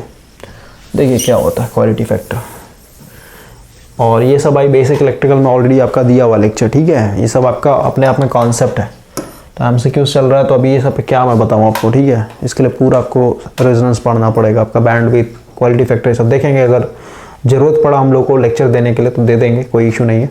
ठीक है, तो क्यू फैक्टर क्या होता है? तो क्यू फैक्टर जो होता है ना, क्यू फैक्टर, इसका अगर एक्चुअल फार्मूला देखेंगे आप, तो अगर मैं अटैच कर दूं ज़्यादा बेटर होगा। ऐसे हम लोग देखते हैं, इसको लास्ट में करेंगे। 49 50 करते हैं। 50 क्या बोलता है? An RLC series circuit is connected to a 200 volt AC source if Q factor of the coil is 10 then the voltage applied across the C, यानी ये भी उसी से रिलेटेड है। देखिए आते हैं हम लोग, इसको देखिए आप, यहाँ पे आपका अटैच किया गया क्वालिटी फैक्टर। ठीक है, क्या होता है ये, ऐसे इसको समझना पड़ेगा भाई। ठीक है, कॉन्सेप्ट है ये अपने आप में, लेकिन अभी एमसीक्यूज के हिसाब से मैं आपको बस बता रहा हूँ। इसको हम लोग ले लेते हैं येलो। ठीक है, डार्क येलो। देखिए क्यू फैक्टर, क्यू फैक्टर का फॉर्मूला है यहाँ पे वोल्टेज अक्रॉस एल और सी जो भी है। अभी जो हम लोगों ने सर्किट देखा ना, उसको आप इमेजिन कीजिए। ठीक है, तो वोल्टेज जो भी होगा एल और सी के अक्रॉस, वो डिवाइडेड बाय जो भी आपने अप्लाई वोल्टेज किया है वो। ठीक है, तो अभी आप देख रहे हैं यहाँ पे अगर मैं वोल्टेज देखूँ तो जो भी मेरा करंट होगा रेजिडेंस पे आई आर इंटू एक्सएल है ना, और जो भी मैंने अप्लाई किया हुआ है। ठीक है, तो क्योंकि हम लोग पता सिस्टम आर के बराबर होता है ना, मतलब जेड इक्वल टू आर के बराबर होता है, तो वही मेरा क्या हो जाएगा applied voltage I into R. तो आई कट जाएगा तो क्या हो जाएगा आपका एक्सएल डिवाइडेड बाय आर के बराबर होता है। ठीक है, अब एक्सएल का वैल्यू आपको ऑलरेडी पता है, एक्सएल इक्वल टू क्या होता है, ये होता है 2 पाई एफ एल, और 2 पाई एफ की जगह हम लोग क्या लिख सकते हैं, ओमेगा एल भी लिख सकते हैं। तो उसी तरीके से यहाँ पे लिखा है एक्सएल के जगह क्या लिख सकते हैं, ओमेगा एल लिख सकते हैं डिवाइडेड बाय आर, यानी ये भी एक फार्मूला हो गया। क्लियर हुआ? उसके बाद बोलता है the quality factor of a series resonance can be also express in term of LLC. देखिए एफ आर इक्वल टू हम लोग का फार्मूला होता है। ठीक है, 1/2 pi root over L C. अब ये रेजोनेंस फ्रीक्वेंसी का फार्मूला होता है भाई। ये कहाँ से आता है इसको बता देता हूँ थोड़ा सा मैं। देखिए रेजोनेंस अकर करने का मतलब क्या है भाई, रेजोनेंस कब अकर होता है, जब मेरा एक्सी बराबर हो जाता है एक्सएल। सही बात है, इसको फ्लिप करके लिखता हूँ, एक्सएल बराबर हो जाता है एक्सी, है ना। तो एक्सएल की जगह मैं क्या डाल सकता हूँ बताइए, लाइट कट गया क्या? Okay, no issue. एक मिनट भाई, आई होप कि आपको दिख रहा होगा, और कैमरा का भाई बैटरी भी नहीं है मेरे ख्याल से।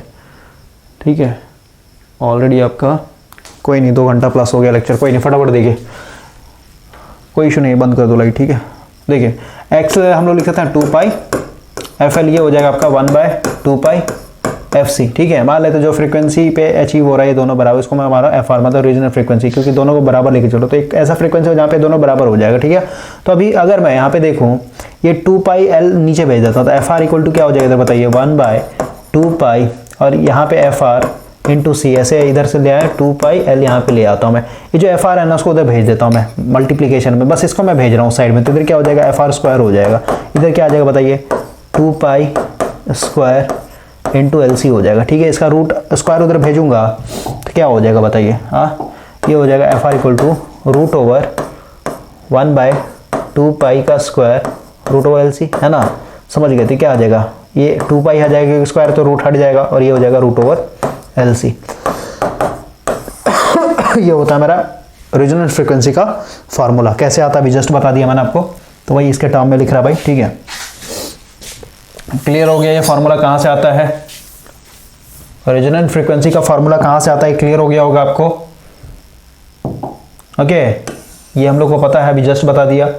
अब हम लोग यहाँ पे देखिए, ये 2 पाई को भाई इधर भेज दिया, ठीक है, 2 पाई को इधर भेज दिया, तो 2 pi into F R equal to इतना लिख सकते हैं हम लोग, और 2 पाई एफ के जगह हम लोग क्या लिख सकते हैं, ओमेगा लिख सकते हैं, ओमेगा इक्वल टू 1/रूट एल सी, है ना। अब बोलता है substitute the value of omega in equation 1, तो इक्वेशन 1 कहाँ है इसका, ओमेगा का वैल्यू क्या आ गया हम लोग का, ओमेगा का वैल्यू जो है ना ये वाला वैल्यू, इसको हम लोग कहाँ पुट कर देंगे, इसको पुट कर देंगे हम लोग इक्वेशन 1 कहाँ है इसमें लिया हुआ, ये वाला इक्वेशन भाई, ठीक है।